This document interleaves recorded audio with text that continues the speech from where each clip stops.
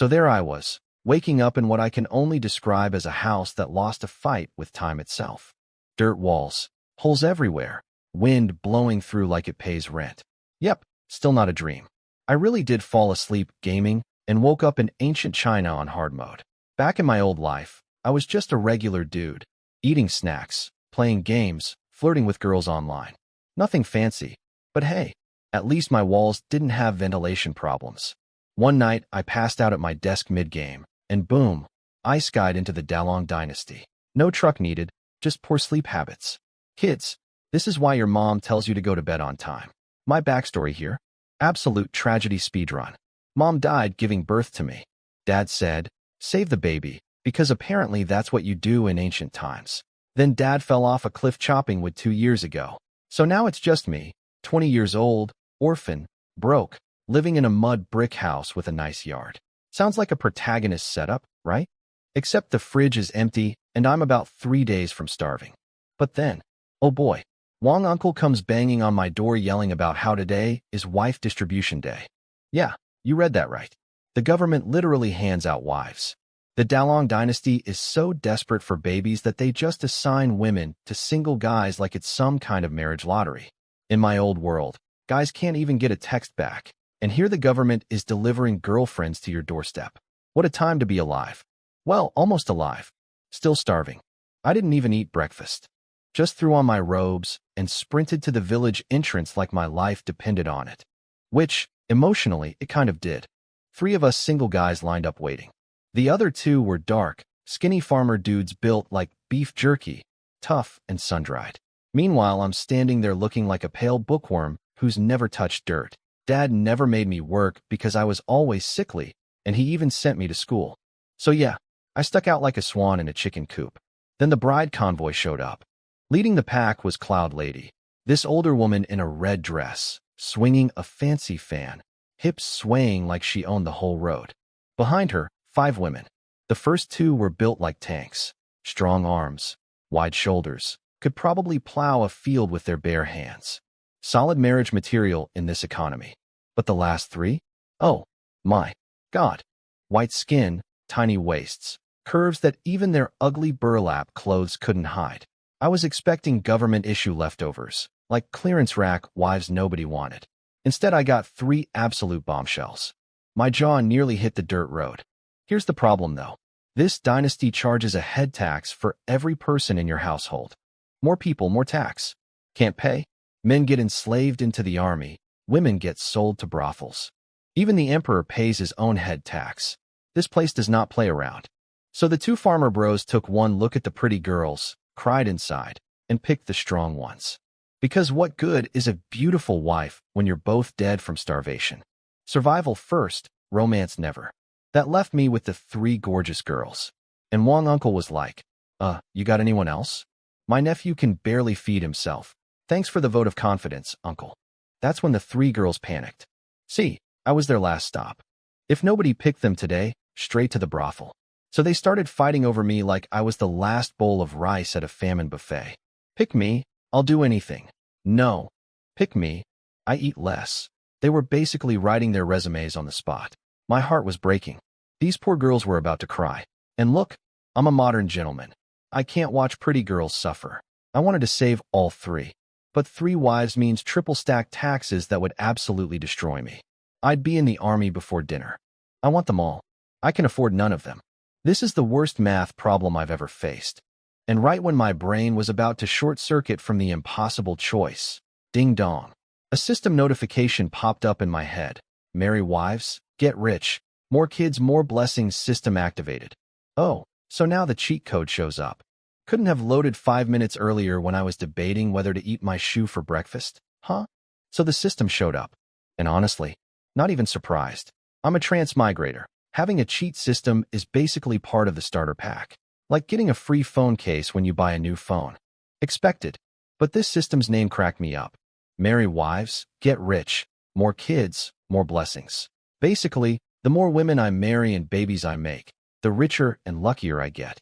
Money, skills, items, even magical good luck, all from putting a ring on it. In my old world, marriage makes you broke. Here, it's literally an investment strategy. My financial advisor is Cupid.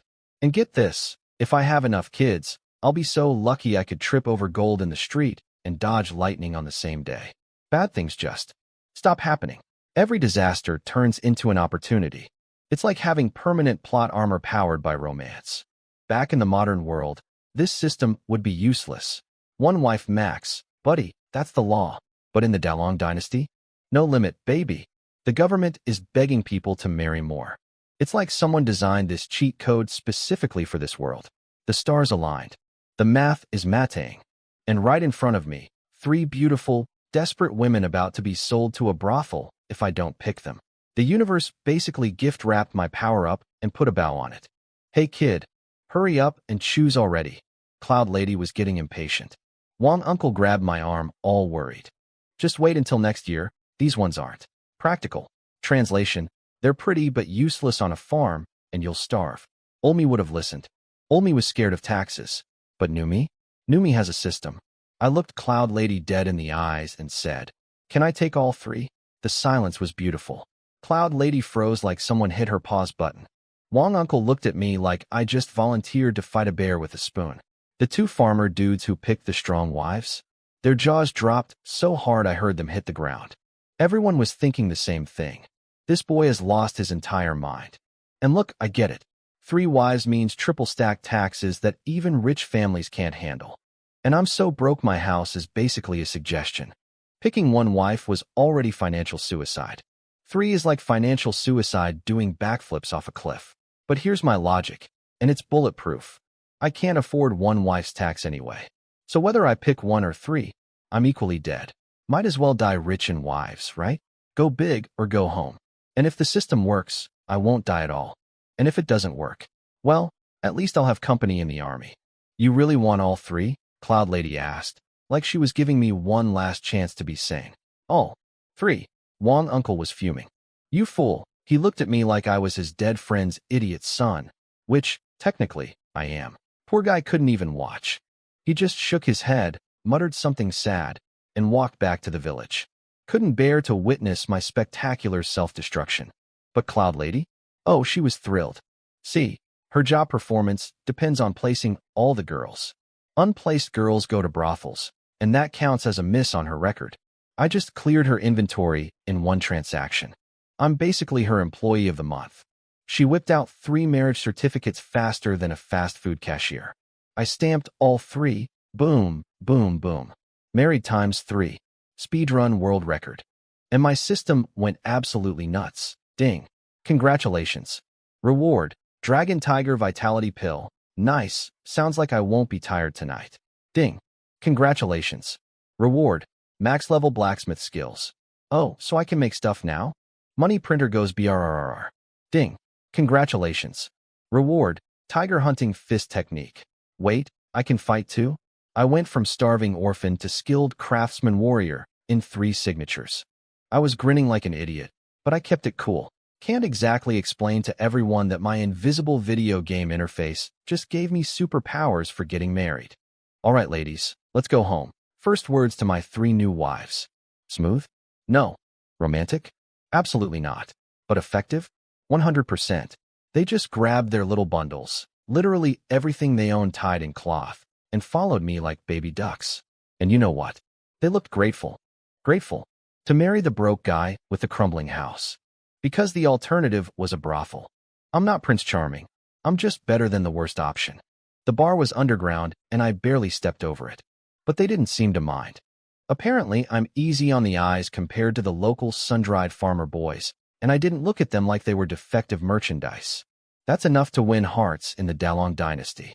Romance standards here are on the floor, and I'm still the best option in the room. So there I was, 20 years old, walking home with 3 wives, 3 system rewards, 0 food in the kitchen, and absolutely no plan beyond. Trust the magical marriage app in my brain. Greatest Tuesday of my life.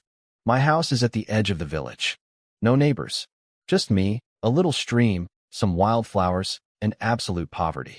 Real estate listing would say, charming countryside retreat with open concept ventilation and minimalist interior. Translation, the walls have holes, and there's nothing inside. My dad picked this spot because he was a blacksmith and nobody wants to live next to a guy hammering metal at sunrise.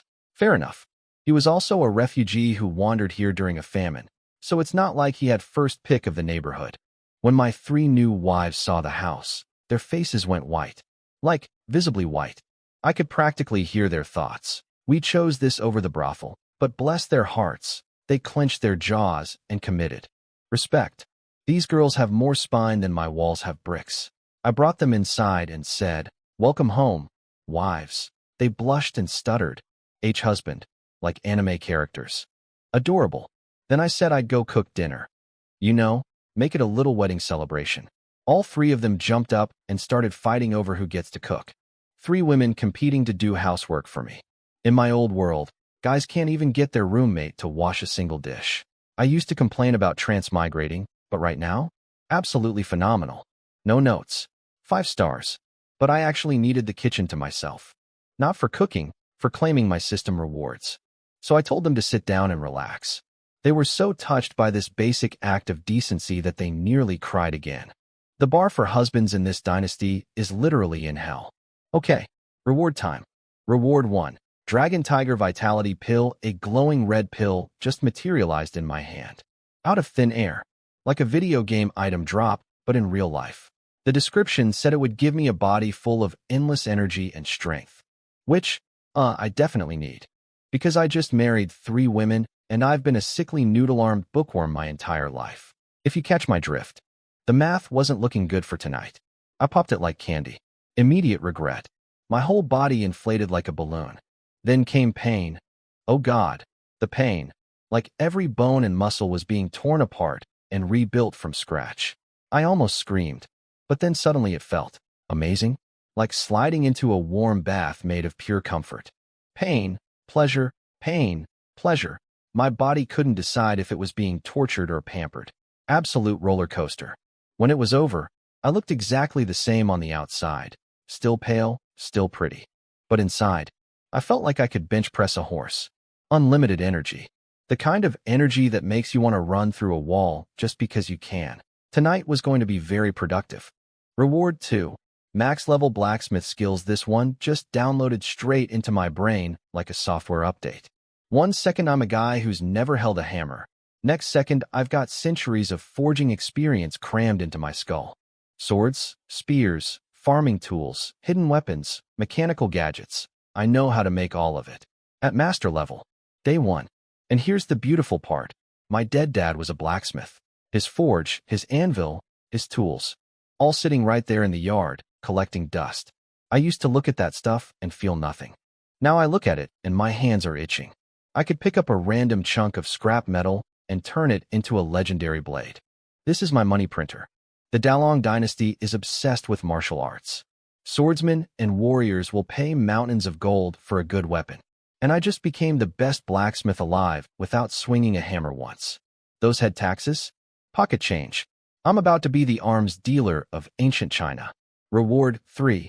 Tiger hunting fist technique. My brain got teleported to some training dimension where I literally just punch tigers. Every day, for what felt like centuries. Wake up, punch tiger. Lunch break, punch tiger. Before bed, punch bigger tiger. I became Wu Song on steroids, that legendary guy who killed a tiger with his bare hands and became famous forever. And I need this. Because in this dynasty, being rich without being strong is basically painting a target on your back. Righteous, martial artists love robbing wealthy people and calling it justice. Oh, you have money? You must be evil. Let me heroically steal everything you own. That's their whole business model. Plus, with 3 beautiful wives, some creepy flower-picking bandit is absolutely going to show up eventually. Can't have that. So the system gave me the perfect starter kit, body upgrade, money-making skill, and combat ability. It's like a character creation screen where someone maxed out every stat for me. Now, I checked the kitchen. We had exactly 1 asset left, an old hen. Our last chicken. The retirement fund. The emergency reserve.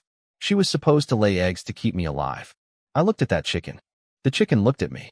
I thought about my 3 new wives waiting in the living room for their wedding dinner. Sorry, girl. You've been drafted into the wedding feast. I wrung that chicken's neck and started cooking the most pathetic yet most meaningful wedding banquet in history. 1 chicken, Zero side dishes, for people. In my old world, weddings cost hundreds of thousands. Mine cost one elderly hen. But you know what?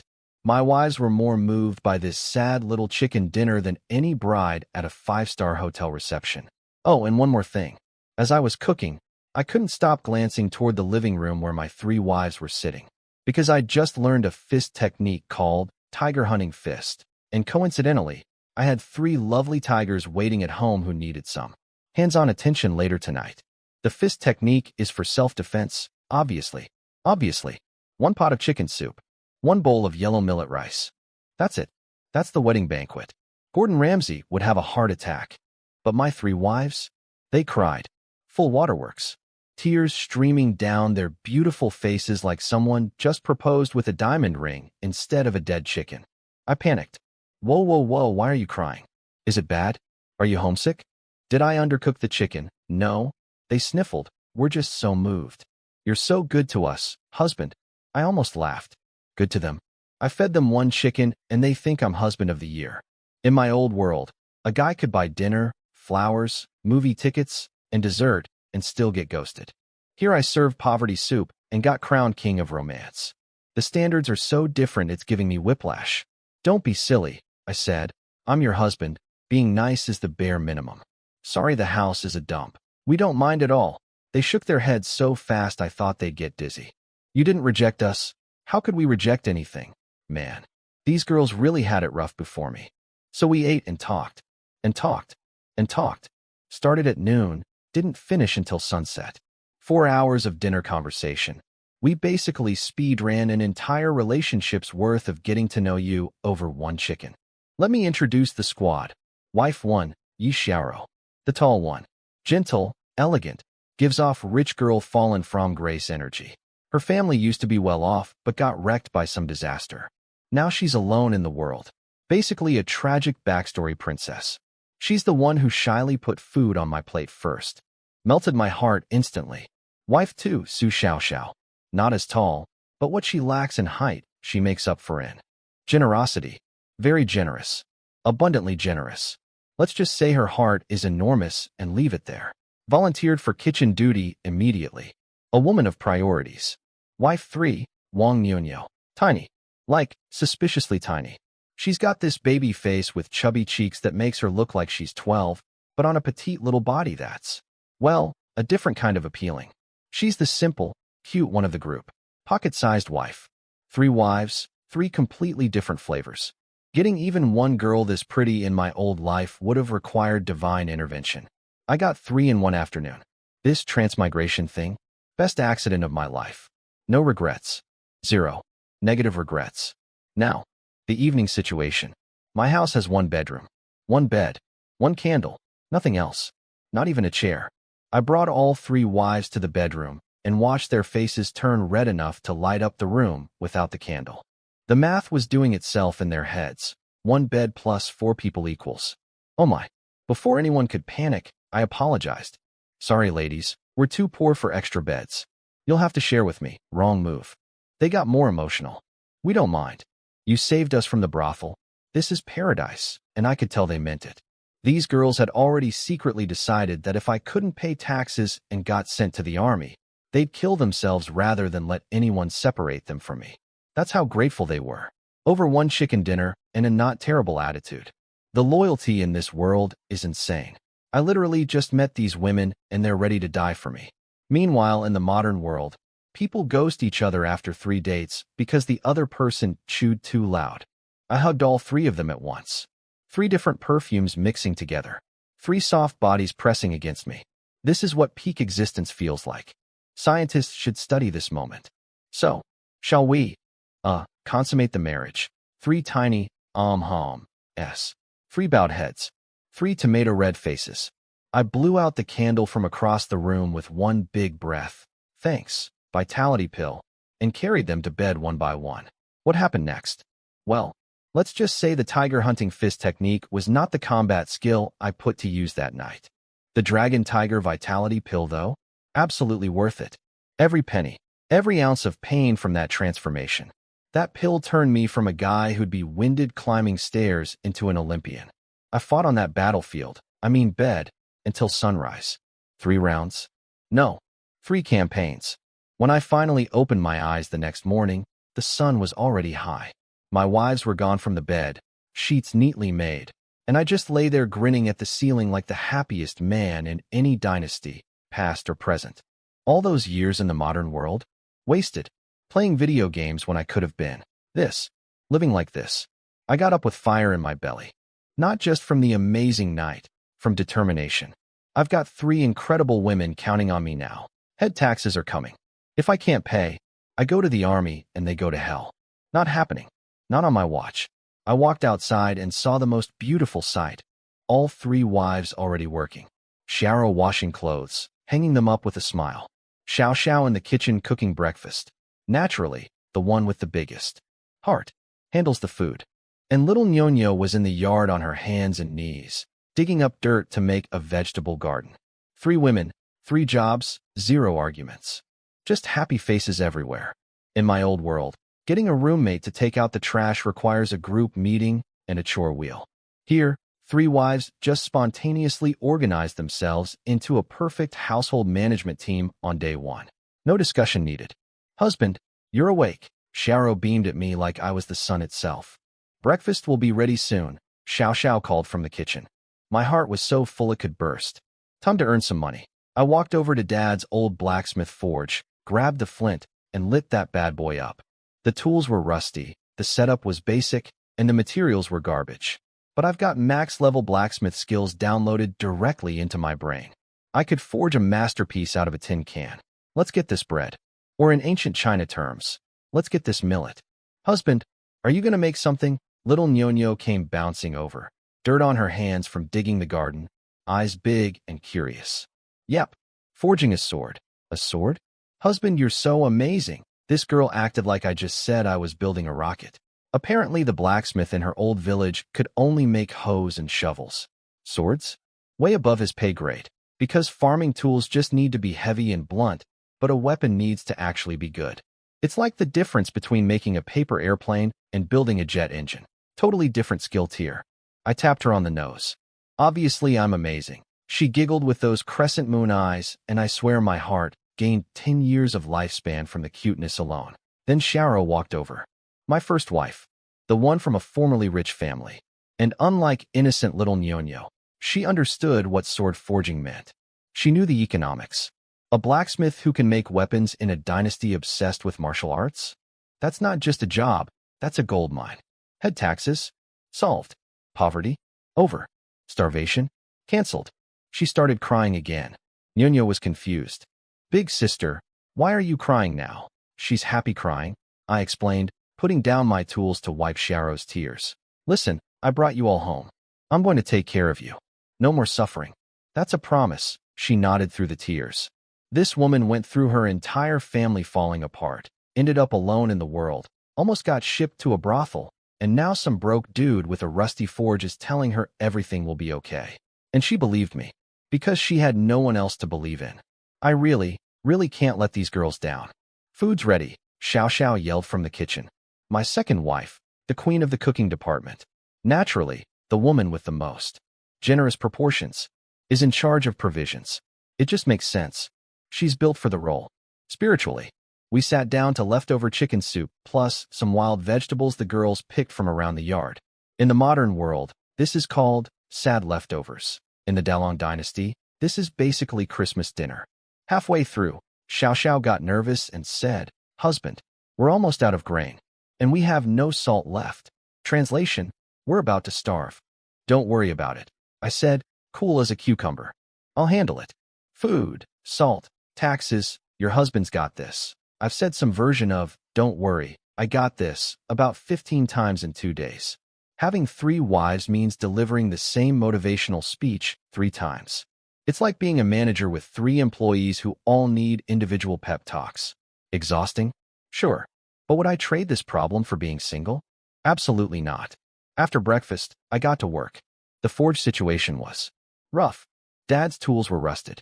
The only fuel was basic wood charcoal, way weaker than coal, can't reach the high temperatures you need for serious metalwork. And my raw materials? A few half-finished hoe heads. That's it. I'm trying to forge a sword out of garden tool scraps and campfire fuel. Any normal blacksmith would look at this setup and cry. Maybe quit. Maybe become a farmer instead.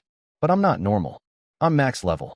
My brain contains centuries of forging experience from that system training dimension. I've made legendary weapons out of nothing in my mental simulation. Sure, with these garbage materials I can't make anything truly godlike, but a high-quality sword? Totally doable. And in this weapon-crazy dynasty, even a quality sword sells for serious money. My wives immediately organized into Team Forge. Xiao Xiao, furnace duty. This woman grabbed the bellows and started pumping air like her life depended on it. Which, technically, it did. Her job was keeping the fire hot. And between her enthusiasm and her physics, she was really good at operating that bellows. Very effective pumping motion. Xiaoro and Nyonyo, support team, handing me tools, moving materials, basically my pit crew. I melted down the old hoe heads to get raw metal, poured it into a mold, and then picked up the big forging hammer. Now, this hammer is heavy. Old me couldn't have even lifted it. But new me? After the vitality pill? After last night's cardio? I swung that thing like it was a toy. Clang. Sparks flew everywhere like a fireworks show. Then steady rhythmic hammering. Each hit precise, each strike purposeful. Max-level technique means I know exactly where to hit, how hard, and at what angle. Every swing is perfect. My wives stood there watching with literal hard eyes. They were mesmerized. Normally watching a sweaty dude bang on metal isn't exactly romantic entertainment. But somehow, when your husband does it, slender body, scholar's face, but swinging a giant hammer with effortless power, suddenly it's the hottest thing they've ever seen. Nyonyo blurted out, "Husband, you're so handsome." Her chubby little cheeks were bright pink. Couldn't help herself. "You're beautiful too," I said. Then I looked at the other two. "All of you. Literal angels fallen from heaven." 3 shy smiles. In the modern world, a line that cheesy would get you blocked on every dating app. Here, pure romance. They were glowing. By the time I finished the quenching step, dunking the blade in water, massive steam explosion, very dramatic. It was already getting dark. Sword wasn't done yet. Still needed finishing work, but the hard part was over. No rush anyway. Tax day isn't tomorrow. I put the half-finished sword away, and my 3 wives tag-teamed getting me cleaned up. One prepared the bath water. One laid out my clothes. One made dinner. I'm living like a medieval king on a peasant's budget. After a quick meal, the sun disappeared and darkness swallowed the village. No electricity, no TV, no phone, no entertainment of any kind. Well, one kind of entertainment. I loosened my belt, looked at my 3 wives. They looked at me. Shy smiles all around. Night 2. This time, nobody needed instructions. We were all veterans now. Experienced professionals. The tiger hunting fist technique remained and used in combat, but boy was I getting good cardio practice with the Dragon Tiger Vitality Pill. Ancient life has no Netflix, no social media, no late-night snacks. But honestly, I don't miss any of it. Not even a little. Next morning, sky barely turning light. I was already up and hammering away at the forge like a man possessed. Why? Because I looked at my 3 sleeping beauties cuddled up on the bed, and my motivation meter hit 99.99. These women are counting on me. No time for sleeping in. The finishing work on the sword went smooth. Max-level skills are no joke. Every step felt natural, like my hands knew what to do before my brain did. The sword wasn't perfect because my materials were literally recycled garden hose and campfire charcoal, but it was still better than anything you'd find in a regular shop. A diamond made from trash is still a diamond. Xiao Xiao came out rubbing her sleepy eyes, ready to start breakfast duty. She saw me already grinding away and got all emotional. "Husband, you're working so hard." She's not dumb. She knows the pressure I'm under. 3 wives means monster taxes. 1 income source, me and this rusty forge. The math is scary if you think about it too long, so I just don't think about it. Grind instead. My other 2 wives woke up soon after and came outside with red eyes. They'd clearly been holding back tears again. "What's this? Crying club meeting at dawn?" I joked. Little Nyonyo, bless her honest soul, just nodded. "Yeah, wanna cry. Not allowed in the morning," I said with my best mischievous grin. "Save the crying for nighttime. I only comfort people at night." "Why nighttime?" "Oh, sweet innocent Nyonyo." Xiaoro's face turned red because SHE got it immediately. I just winked. "I'll show you tonight." Mental note. Give Nyonyo some special attention tonight. Educational purposes. After breakfast, I announced I was heading out to sell the sword. Sharo figured it out immediately. Smart girl.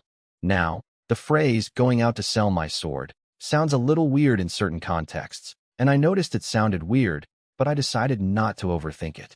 My wives walked me to the door like I was going to war. Be careful, husband. 3 worried faces. 3 pairs of concerned eyes. In fairness, the roads are dangerous. Wild animals. Bandits. Dead bodies and ditches are apparently just normal scenery around here. It's basically a nature hike through a horror movie. Relax, your husband is tough.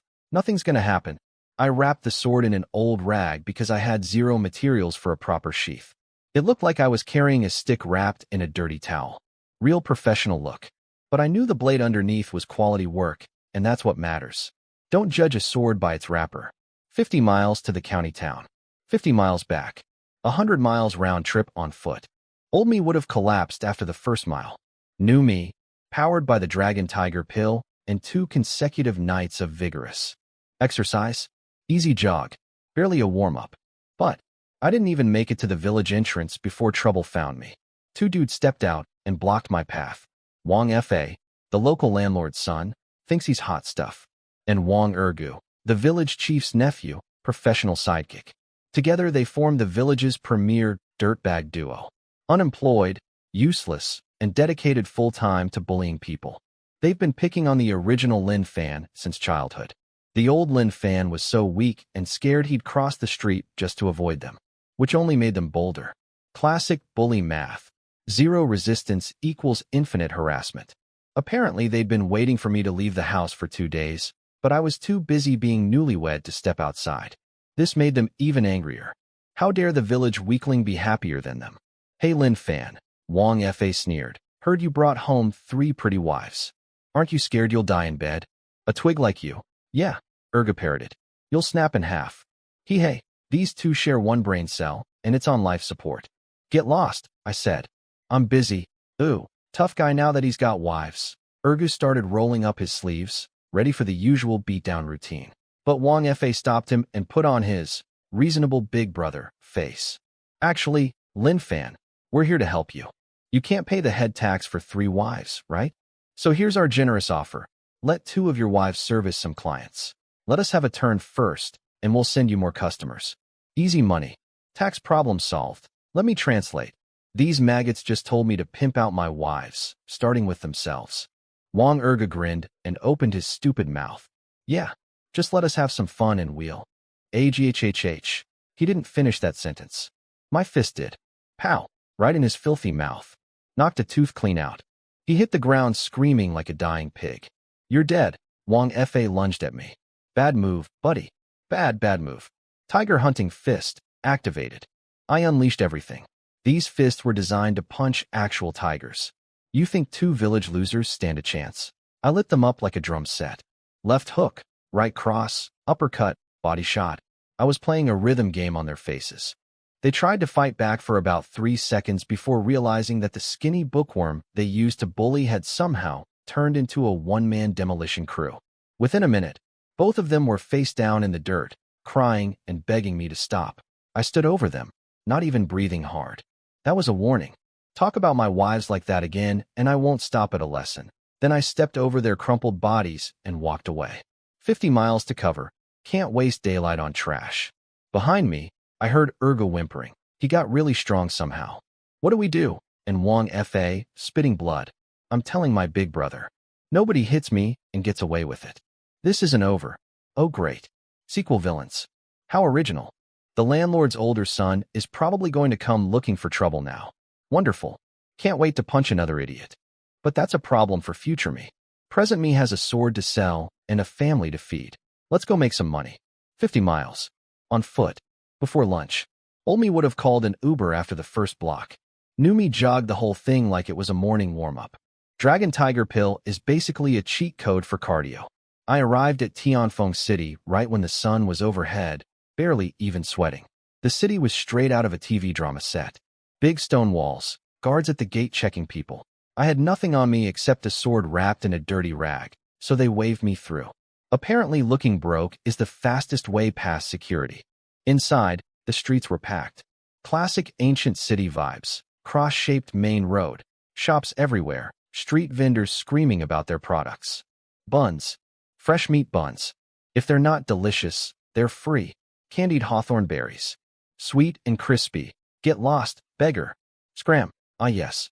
The holy trinity of ancient Chinese cities. Bun sellers, candy vendors, and homeless people getting yelled at. Some things are truly universal across dimensions. Those meat buns smelled incredible, though. My stomach was singing opera. 50 miles of jogging on a light breakfast? I could eat a horse. But my wallet situation was, well, I didn't have a wallet, or money, or anything resembling currency. The whole point of this trip was to fix that problem. Stomach, please hold. We're here on business. The original Lin Fan had visited this city a few times, so I knew where to go.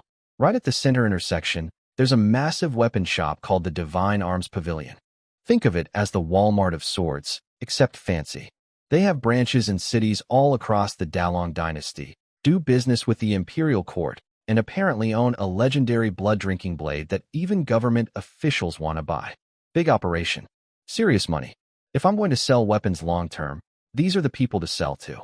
No point haggling with random street vendors when you can go straight to the top. The shop was huge. In the most expensive real estate in the city, this place took up several acres.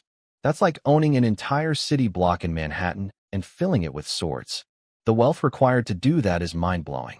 Martial arts types were walking in and out constantly. Business was booming. I stood at the entrance for maybe 10 seconds before a shop attendant appeared. Welcome, sir. Looking to buy something? Now here's what impressed me. I looked like a homeless person carrying a stick wrapped in a towel.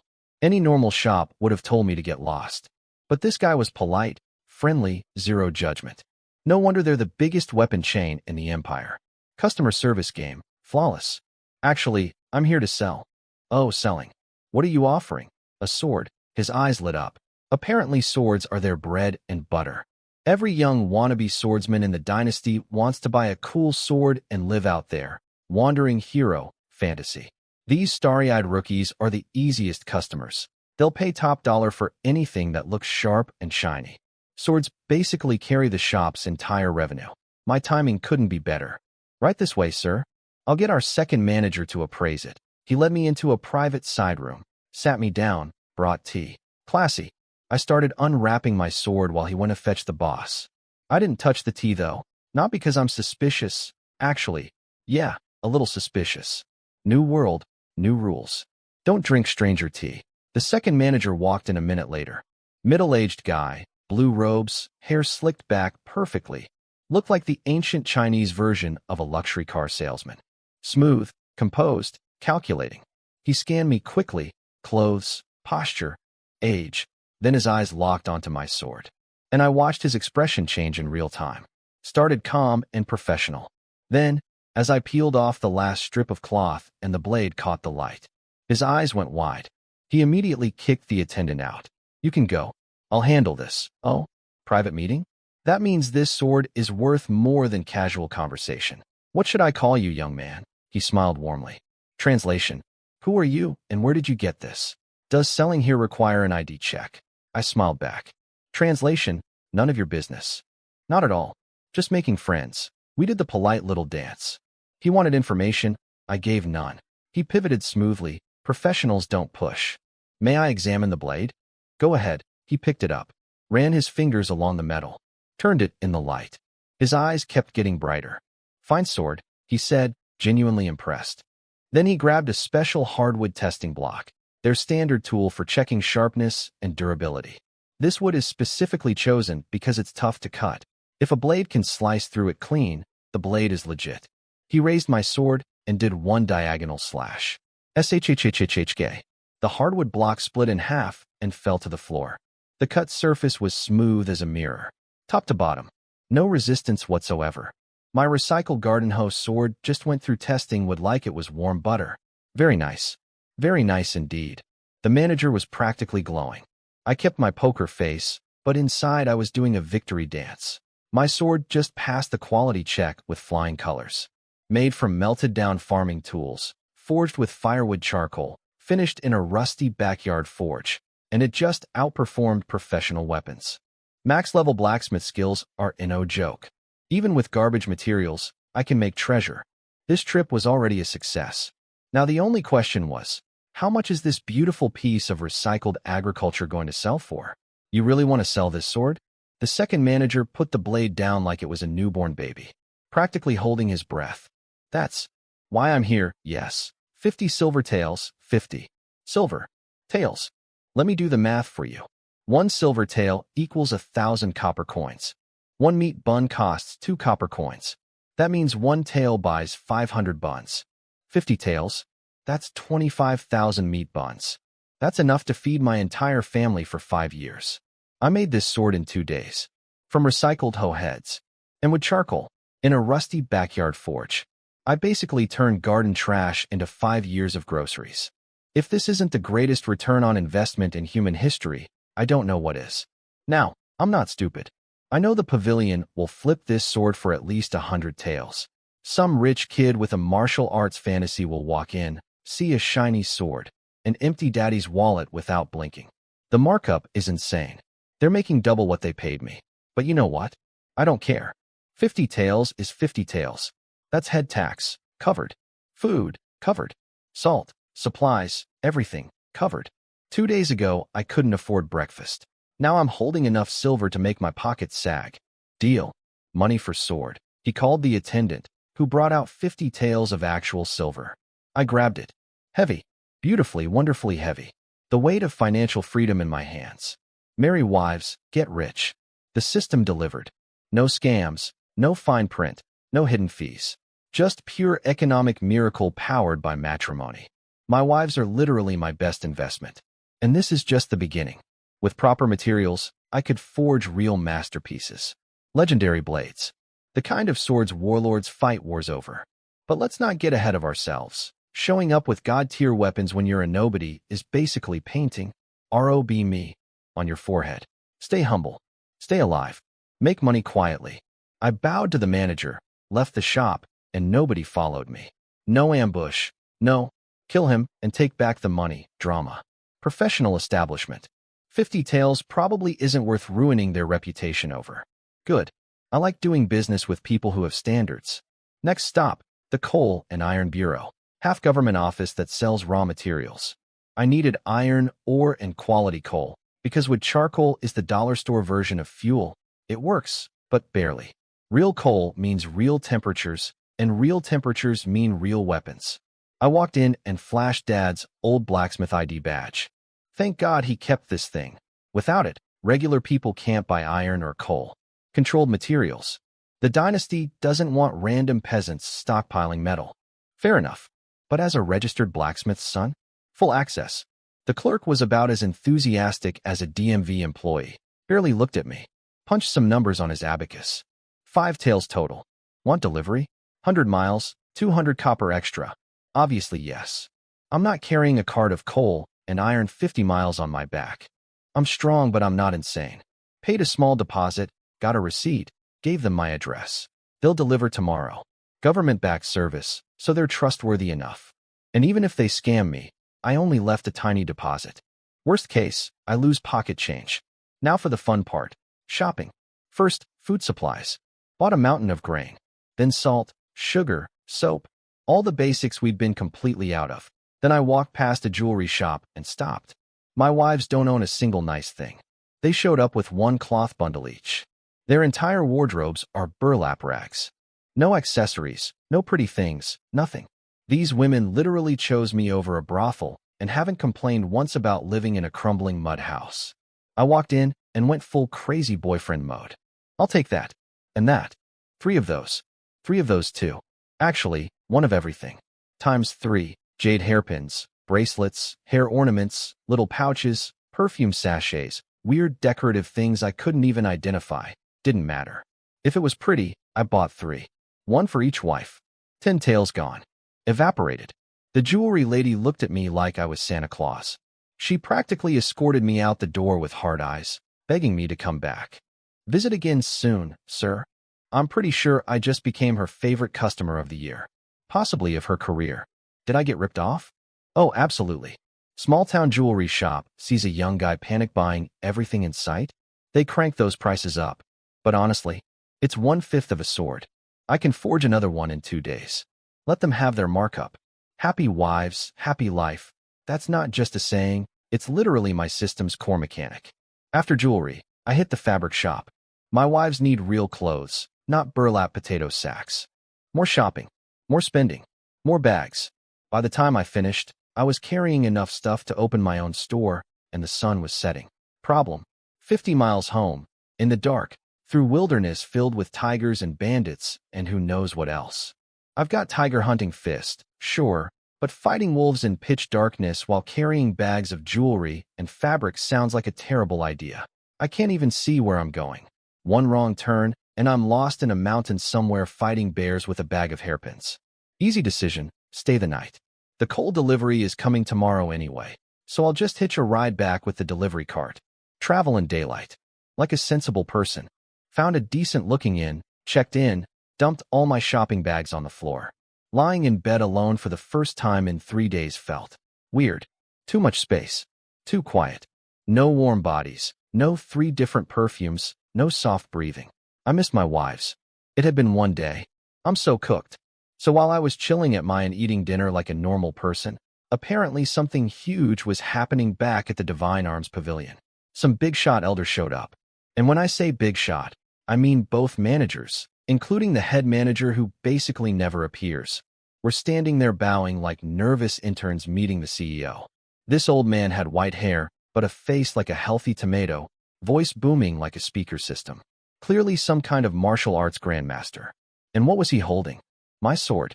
Turns out this old fossil has some kind of magical fire energy that lets him analyze weapons on a molecular level. And he figured out 2 things that blew everyone's minds. First, my sword was forged using something called the 100 Forge technique, a legendary lost method that supposedly died out ages ago. This technique can turn literal garbage metal into masterwork weapons, which is exactly what I did with those hoe heads. Second, the sword isn't old. I tried to make it look aged, a little trick from my max-level skills, but Grandpa Laser Eyes saw right through it. His fire powers detected that the metal still had fresh forging heat inside. Brand new sword, fake antique finish. So now the most powerful guy in the Divine Arms Pavilion organization is ordering his people to find the mystery blacksmith who sold the sword. They're getting a sketch artist to draw my portrait from the second manager's memory. Great. Wonderful.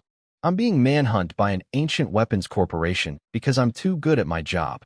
This is what happens when you overachieve. But also, this elder had another reason for visiting.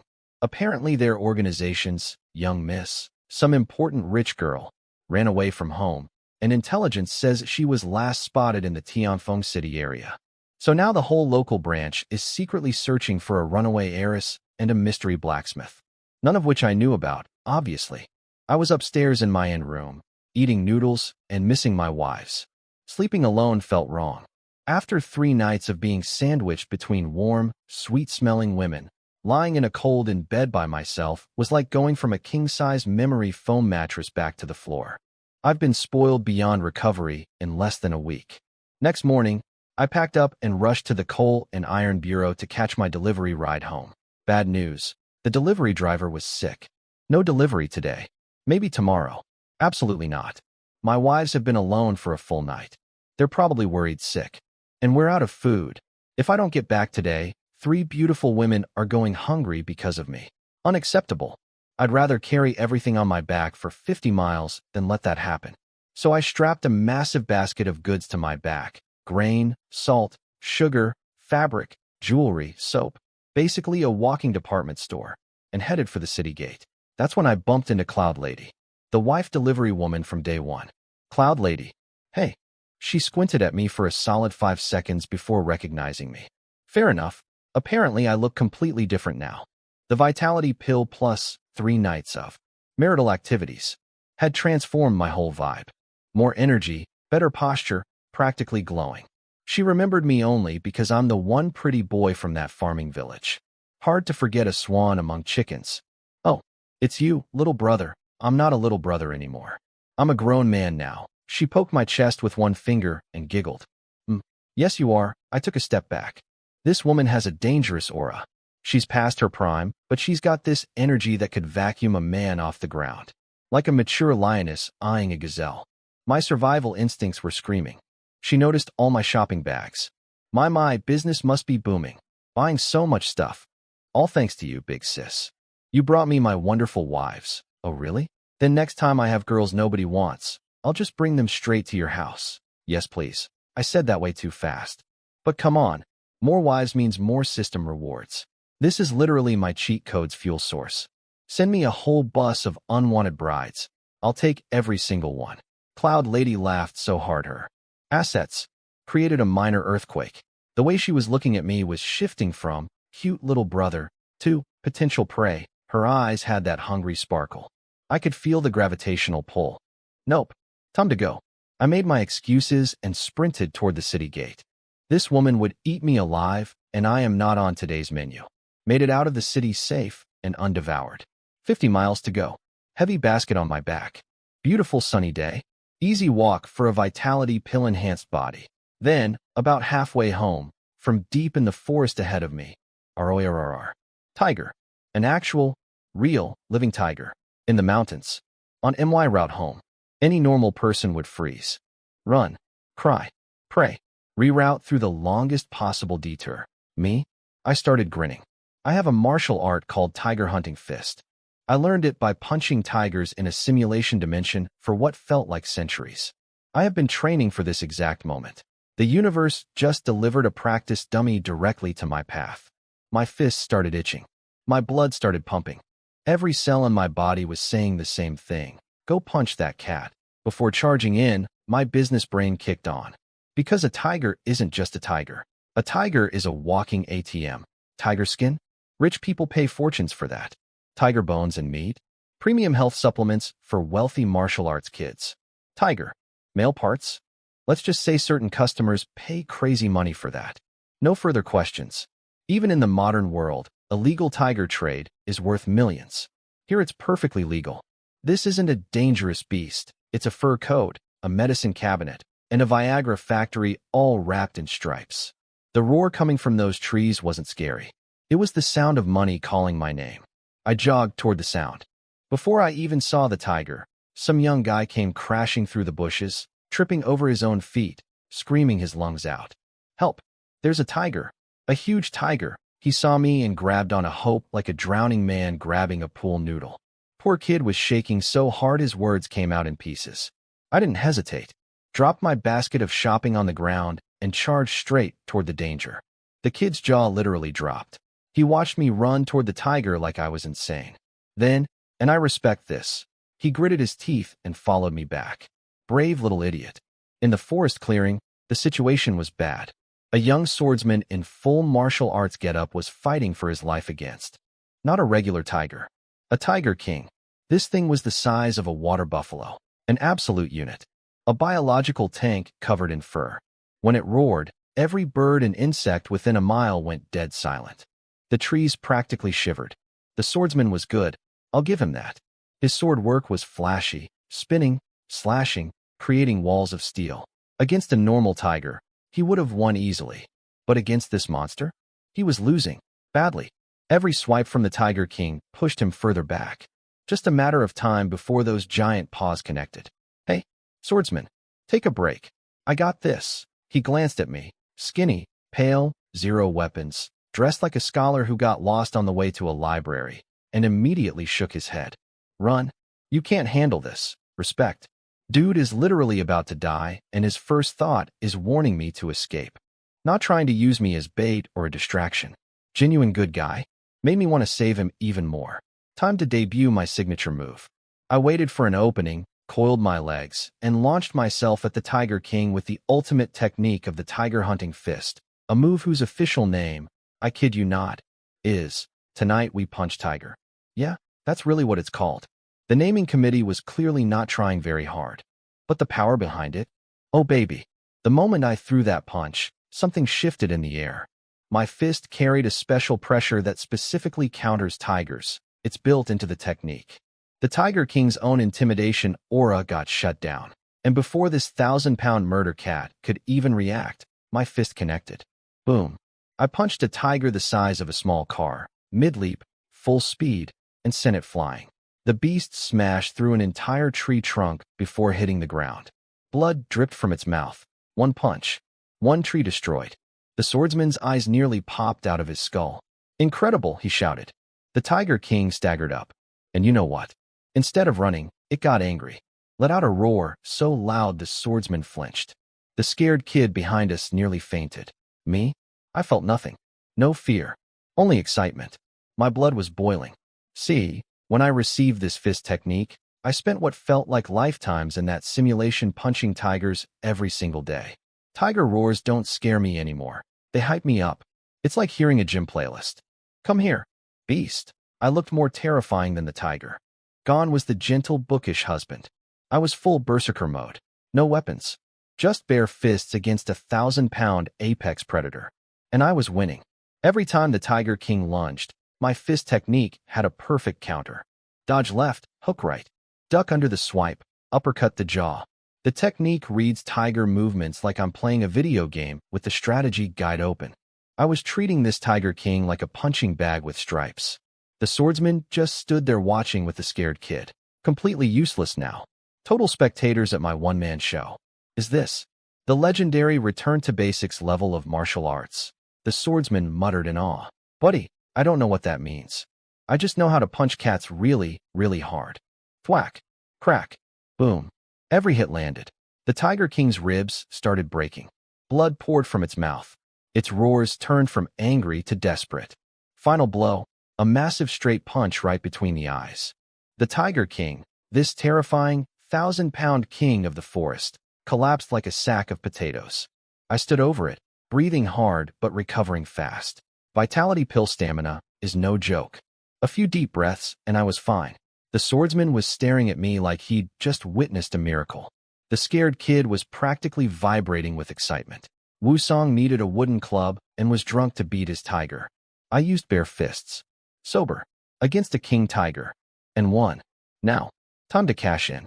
I cracked my knuckles and walked toward the body, already calculating prices in my head. Tiger skin alone is probably worth. The tiger's eyes snapped open. This absolute cheater of an animal jumped up from the ground like nothing happened, did 3 kangaroo hops, and vanished into the dense forest before I could even blink. My hand was still reaching out, frozen in midair, grabbing nothing but disappointment. My walking ATM just got up and ran away. The fur coat, the medicine, the special parts, all of it gone, bouncing through the trees like a striped rubber ball. I beat the Tiger King. I won. And the prize just sprinted into the sunset. This is the ancient equivalent of winning the lottery, and then the ticket blows out of your hand. I have never been less okay. Who would have thought? The king of the jungle just pulled the oldest trick in the book, playing dead. Like a possum. 1,000-pound, stripe-wearing possum. The second I relaxed, this overgrown house cat spring-loaded off the ground like a bouncy ball and disappeared into the forest. Gone. Not even a single hair left behind. My money, the fur, the bones, the special bits, all bouncing away through the trees at maximum speed. A king, the apex predator of the mountain, and it chose to play dead and run like a coward. Where's the honor? Where's the dignity? You're supposed to die gloriously in battle, not fake faint, and yeet yourself into the bushes. I was still standing there with my hand out, grabbing at nothing, looking like a man who just watched his lottery ticket blow into a volcano. Thank you so much for saving me, brother. My name is Jian Shirsi, Sword 14. The young swordsman sheathed his blade and bowed deeply. Very dramatic. Very heroic. Very. Wait, what? Sword 14? That's your name? What kind of parents look at their baby and go, you know what? Sword 14. Nailed it. Were there 13 other sword kids before him? Did they run out of normal names? But whatever. I played it cool. No big deal. Just helping out. No big deal. You saved my life. I will repay this kindness 100-fold someday. Ah yes. The classic, I'll repay you someday line.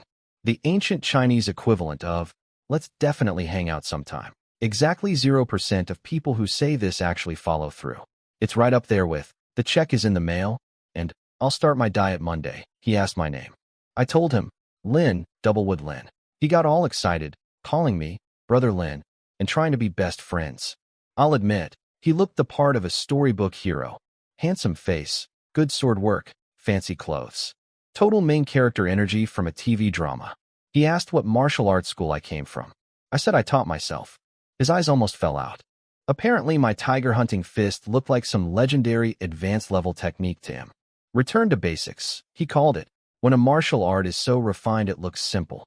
He clearly didn't believe a random village guy invented it. I mean, technically I didn't lie. The system gave me the knowledge, but I did do all the practice myself in that simulation dimension.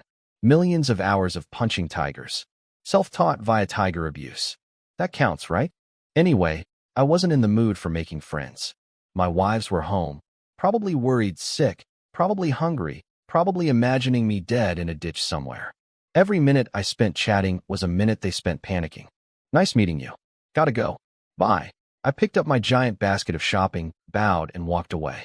He watched me leave, but didn't follow. Good. Nice kid, but I've got priorities. As I walked away, I started doing some very exciting math. 3 wives got me 3 rewards. Each one was life-changing on its own. The vitality pill turned my noodle body into a tiger wrestling machine. The blacksmith skill prints money.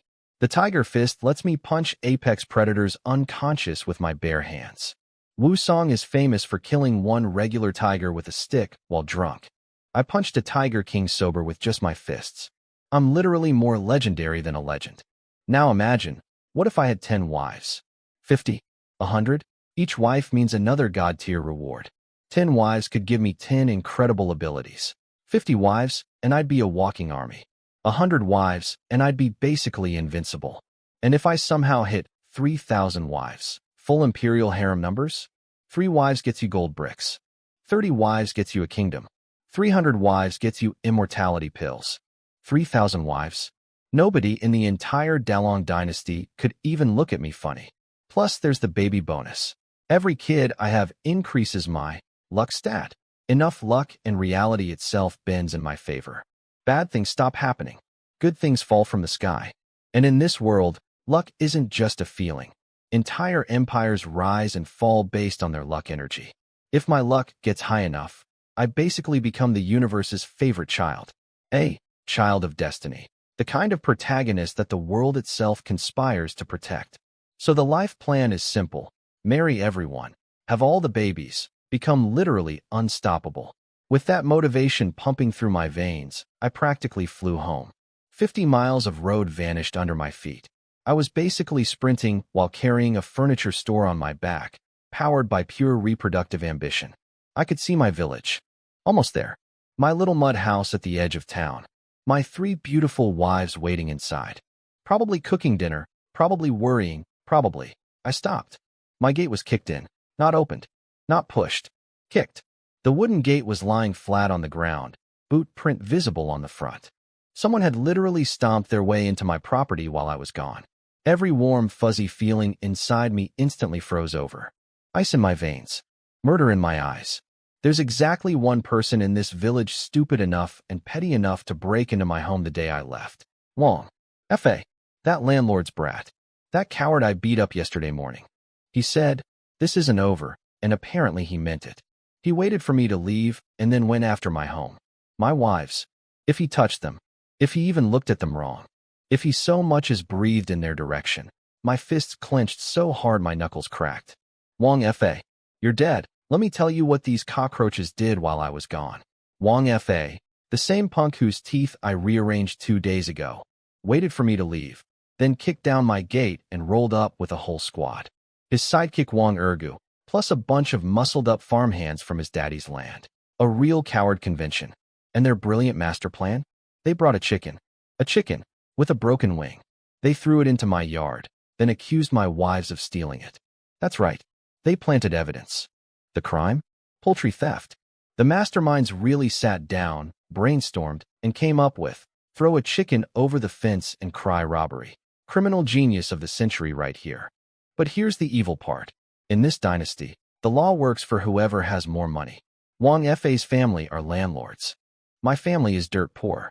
If this goes to court, the judge would side with the landlord's kid faster than you can say, corruption.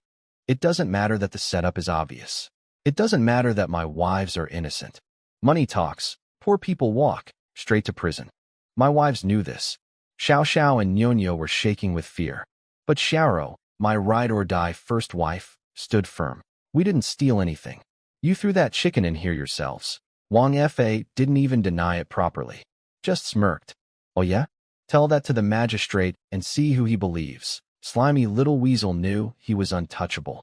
Planted evidence plus corrupt courts equals checkmate. At least, that's what he thought. Then Wang Ergu, walking brain damage that he is, asked where I was. Where's Lin Fan? Did your coward husband run away? Sweet little Nyonyo, too innocent for this world, just answered honestly. Our husband isn't home. And that's when things got dark. Wang Fa's eyes changed. He'd come here for revenge. But the moment he saw my 3 beautiful wives up close, without me around to protect them, his tiny rat brain rewired from revenge to something much worse. Well, he said with a disgusting grin, if you don't want to go to court, there is another option. My boys and I have been feeling a little uncomfortable lately. You 3 can help us feel comfortable. Think of it as paying off your husband's debt. Let me translate his fancy talk. This piece of garbage just told my wives to sleep with him and his crew, or go to jail for a crime they didn't commit. Wang Ergu licked his lips like the sewer rat he is. Yeah, your useless husband made us uncomfortable, so you girls get to make it up to us. My 3 wives, my beautiful, brave, loyal wives, didn't hesitate for 1 second. We'd rather die. We will never betray our husband. All 3, in unison. Zero hesitation. These women have known me for 4 days, and they'd rather die than dishonor me. Meanwhile, in the modern world, people break up over who forgot to text back. Wang Fa laughed like a cartoon villain. Go ahead and resist. I like it when they resist. He ordered his farmhands to grab the girls. These guys didn't want to do it. I could see the guilt on their faces, but Wang Fa's family controls their farmland. Disobey, and their whole families starve. So they started moving forward. Xiao pulled out scissors she'd hidden in her sleeve. My smart, prepared warrior queen. She'd sensed trouble the moment these scumbags showed up. Xiao Xiao and Nyonyo grabbed wooden sticks. 3 women against a squad of grown men, armed with scissors and kindling. It was brave. It was beautiful. And it was completely hopeless. Wang Fa was enjoying it, laughing as my wives got backed into a corner. My house is at the edge of the village. Nobody would hear them scream. He'd planned this perfectly. The perfect crime in the perfect location. Or so he thought. Because right at that moment, I walked through my broken gate. And I saw everything. My wives cornered. Terrified. Armed with scissors and sticks against a group of men. Wang Fa laughing with that disgusting look in his eyes. His goons closing in. Something inside me snapped. Not cracked. Snapped. Like a steel cable breaking under too much pressure. Every drop of warmth in my body turned to ice, then immediately caught fire. You're all dead. I dropped everything I was carrying. 50 miles worth of shopping hit the ground, and I didn't care. I locked onto Wang Fa, the source, the cause, the cockroach king, and I launched. Flying kick. Full power. Every ounce of Tiger King punching force concentrated into 1 foot, aimed at his worthless chest. He didn't even see me coming. Crack. Wang Fa went airborne. Not stumbled. Not pushed. Launched across the yard like a ragdoll hit by a truck. He landed God knows how far away, coughed up blood, and couldn't even crawl. Down. Done. Broken. Wang Ergu saw his boss crumple and immediately wet himself. Literally. Pants. Soaked. His legs were shaking so bad, he looked like a phone on vibrate. I turned my eyes on him. On all of them. Every single person who came into MY home, threatened MY wives, and tried to do the unforgivable. None of you are leaving. My voice didn't sound like me. It sounded like something that crawls out of nightmares. The farmhands went white. Erga's knees buckled. Nobody moved. Nobody breathed. The gentle husband. The smiling bookworm. The guy who buys jewelry for his wives and flirts at breakfast. That guy was gone right now. What was standing in his place was the man who punched a Tiger King unconscious with his bare hands. And right now, he was looking at a yard full of rats who were much, much easier to break. Husband, my 3 wives saw me and burst into tears. Not sad tears, relief tears. The kind you cry when you think you're about to die, and then your man shows up like a movie hero with perfect timing. I looked at their scared faces. Their red eyes. The scissors Xiao was gripping with white knuckles. The sticks Xiao Xiao and Nyonyo were holding with trembling hands. 3 women who were seconds away from choosing death over dishonor. For days. They've known me 4 days, and they were ready to kill themselves rather than betray me. Something inside me went very, very quiet. The dangerous kind of quiet. It's okay now. I'm here, I said it softly. Gently. The same voice I use when I comfort them at night. They nodded through their tears, clinging to each other. Then I turned back around, and the gentle voice was gone. This was my fault. I knew Wang Fa would retaliate. I beat him up and left my wives unprotected. Stupid. Reckless. I underestimated how far this cockroach would go. I thought it was a normal village grudge, some pushing, some shoving, maybe some mean words. Not this. Not breaking into my home. Not trying to assault my wives. If I'd come home 10 minutes later, my wives would be dead by their own hands. They would have chosen scissors to the throat over letting these animals touch them. 10 minutes. That thought burned through my brain like acid. Wham! I punched Wang Ergu so hard he flew through the air like a soccer ball. He hit the ground screaming, joining his buddy Wang Fa in the broken and bleeding club. 2 bullies, matching injuries, lying in my yard like discarded garbage. Kill him. Somebody kill him, Wang Fa screamed from the ground, ordering his farmhands to attack me. Brave words from a man who can't stand up. The farmhands looked at me nervously. Hey man, calm down. Don't do anything crazy. You helped him. You walked into MY home. You cornered MY wives. And you want me to calm down? They shut up real fast. I was about to finish what I started when, slow clapping from outside my gate. Great. The sequel boss has arrived. A young man walked into my yard like he owned the place. Built like a fighter. Tight martial arts clothes. Temples bulging with energy. Steady footwork. This guy was the real deal. An actual trained warrior, not a village bully playing tough. Wang Wei. Wang Fa's big brother. The one I'd been warned about. This guy basically runs the family business and is a core member of the Sisui gang. A legit martial arts gang that controls the county area. He's been training for years, apparently some kind of prodigy, reached, third-rate warrior, level in record time. Which sounds insulting, third-rate. But in this world that actually means he's a genuine fighter who can snap tree trunks with his fists and take on 10 normal men solo. He's the reason Wang Fa is so cocky. When your big brother is a gang-affiliated martial artist, you can bully whoever you want in a tiny farming village. Who's going to stop you? So you're the one who hurt my baby brother, Wang Wei said, looking me up and down like I was a mildly interesting insect. Not bad. You've got some muscle. For a peasant. The disrespect was dripping off every word. Kneel. He actually said that. Told me to kneel. In MY yard. In front of MY wives. After his brother tried to assault MY family. Kneel? For you. I almost laughed. You're not worth my knee touching the ground. Wang Fa perked up from his puddle of blood. You're done now? My brother's gonna destroy you. He was grinning with broken teeth. Pathetic. Wang Wei's smile disappeared. Nobody in this village remembers what I can do, apparently. Let me remind you. Then he laid out his little bet. Fight me. If you win, today's mess is forgotten.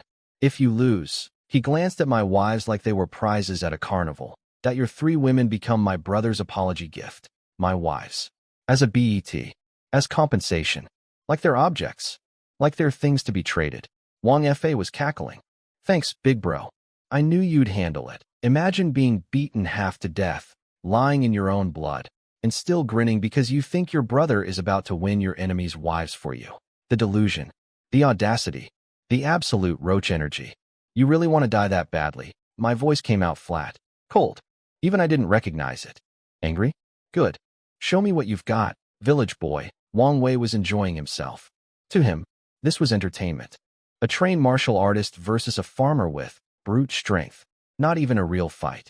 Just a fun afternoon activity before heading back to the gang. My wives called out from behind me, worried. Husband. I looked back one more time. 3 beautiful, terrified faces. 3 women who were ready to die for me. 3 women who this piece of trash just called a prize. It's fine. I turned and walked toward Wang Wei. With each step, I let everything out. The fury. The killing intent. The pressure that made a tiger king, a 1,000-pound apex predator, freeze and play dead. That same pressure hit Wang Wei full force. The yard went silent. The air got heavy. Even the wind stopped. Kill. No more words. No more games. just fists. You want to know if fancy martial arts training beats a man with a system-powered tiger punching technique defending his family? Let's find out. Kill, I charged. No more talking. No more posturing. Just violence. Wang Wei smirked like I was a toddler swinging at a boxing champion. You really think brute strength can match a trained martial artist? How pitifully amused. His face changed mid-sentence. The second my tiger-hunting fist pressure hit him, his cocky smile evaporated like water on a hot pan. That special aura, the one that made an actual Tiger King submit, slammed into this genius warrior full force. His eyes went dinner plate wide. Impossible. Nothing's impossible. I threw one punch. One. He tried to dodge at the last second. Almost made it. My fist caught his left shoulder instead of his chest. Boom. He went flying. Same trajectory as his little brother. Same crash landing. Same, lying in the dirt wondering what happened to his life, pose. Family resemblance even extends to getting wrecked. To his credit, the guy actually got back up. Tough cookie. But his entire left arm was dangling like a wet noodle. Shattered. One punch turned his shoulder into gravel. And here's the fun part. If he'd been one step slower, that fist would have landed on his chest. Center mass. Lights out. Permanently.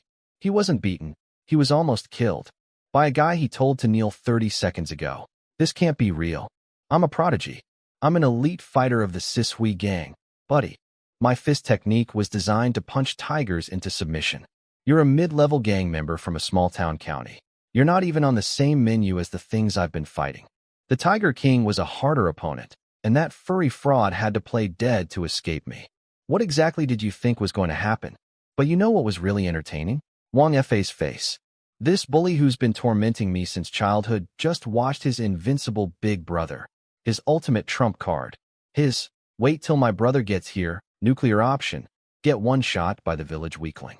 I could see the gears turning in his broken little head.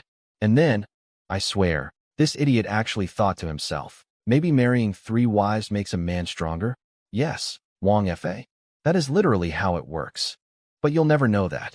All you know is that ever since I got married, your life has been a non-stop highlight reel of getting punched in the face. Correlation does equal causation this time, buddy. But you'll never figure out why. I was about to deliver the finishing round when voices came from down the road. The cavalry had arrived. Unfortunately, it was the village cavalry, which is about as intimidating as a rescue team made of librarians. A little cowherd boy had seen everything from the creek and ran to get help. Good kid. Brave kid. Somebody give that boy extra dessert tonight. Wang Uncle, the village chief, showed up with a crowd of angry villagers. Old folks were furious. Wang Fei broke into someone's home. He's gone too far this time. We can't tolerate this anymore. They were ready to riot. Years of Wang Fei's bullying, his stealing, his harassment, everyone had had enough. The village elders were demanding Wang Uncle take action. But poor Wang Uncle was sweating bullets. Because here's the reality check. Wang Fei is annoying but manageable. Wang Wei, that's a whole different problem. He's connected to the Sisui gang, which has connections to the county magistrate's office. Pick a fight with Wang Wei and suddenly the whole village gets hit with mysterious tax increases. Or worse, people start disappearing on country roads with nobody asking questions. That's the world we live in. A small-time gang member has more power than an entire village because he can call in favors from corrupt officials. Justice isn't about who's right. It's about who knows the scariest people. Wang Uncle sighed. Let's just go see what's happening and try to calm things down. The elders sighed too. Everyone knew the score. They weren't dumb, just powerless. But then they actually arrived at my yard, and every single one of them froze. They'd come prepared to rescue my poor helpless wives from the big bad bullies. They'd rehearsed their angry speeches. They were ready to shake their fists and demand justice. Instead they found Wang Fei, face down, covered in blood, broken everywhere. Wang Ergu, same condition, smelled like pee. Wang Wei, the feared martial artist, the gang prodigy, the untouchable big brother, sitting in the dirt with a shattered arm, staring into space like his entire worldview just collapsed. And me? Standing in the middle of my yard. Not a scratch. Calm as a pond. My 3 wives safe behind me. The entire rescue party just stopped. Mouths open. Eyes wide. Brains buffering. What? What happened here? Someone whispered. What happened? I'll tell you what happened. The village weakling came home, found rats in his house, and took out the trash. All of it, including the premium-grade rat that everyone was afraid of. Welcome to the new normal, folks. Lin Fan doesn't run anymore. The villagers arrived, and their brains collectively short-circuited. Picture the scene through their eyes. They rushed over expecting to find my poor wives getting terrorized by the village bully.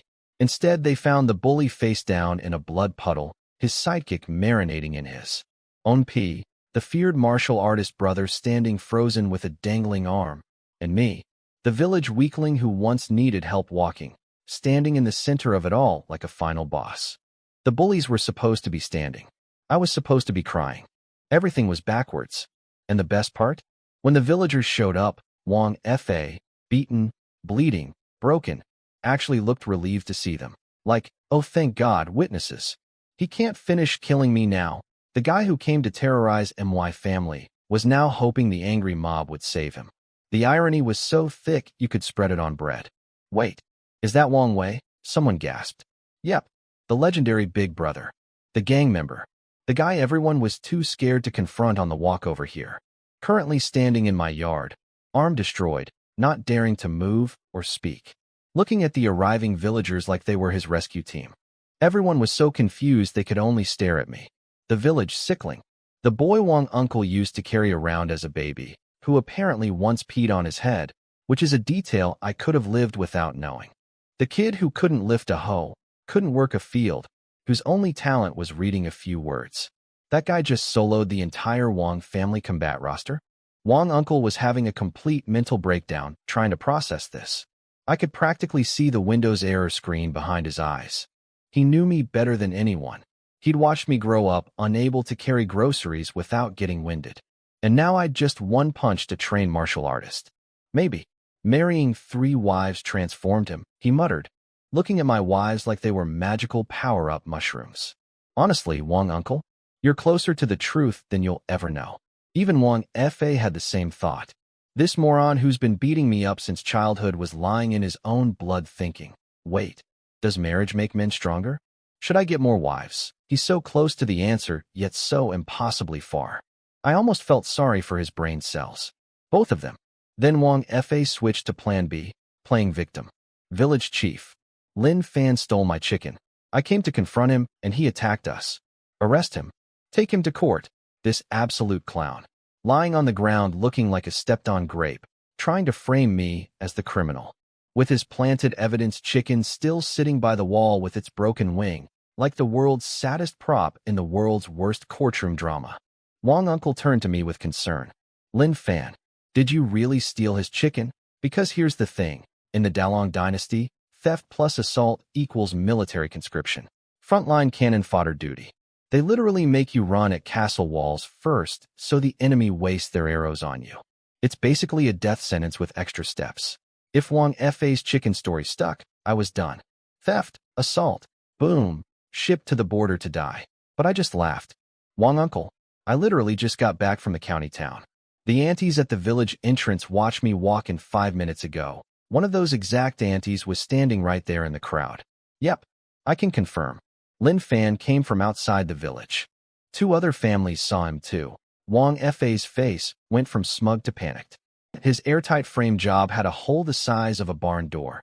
I wasn't even home when the theft supposedly happened. Kind of hard to steal a chicken from inside your house when multiple witnesses saw you arriving from 50 miles away.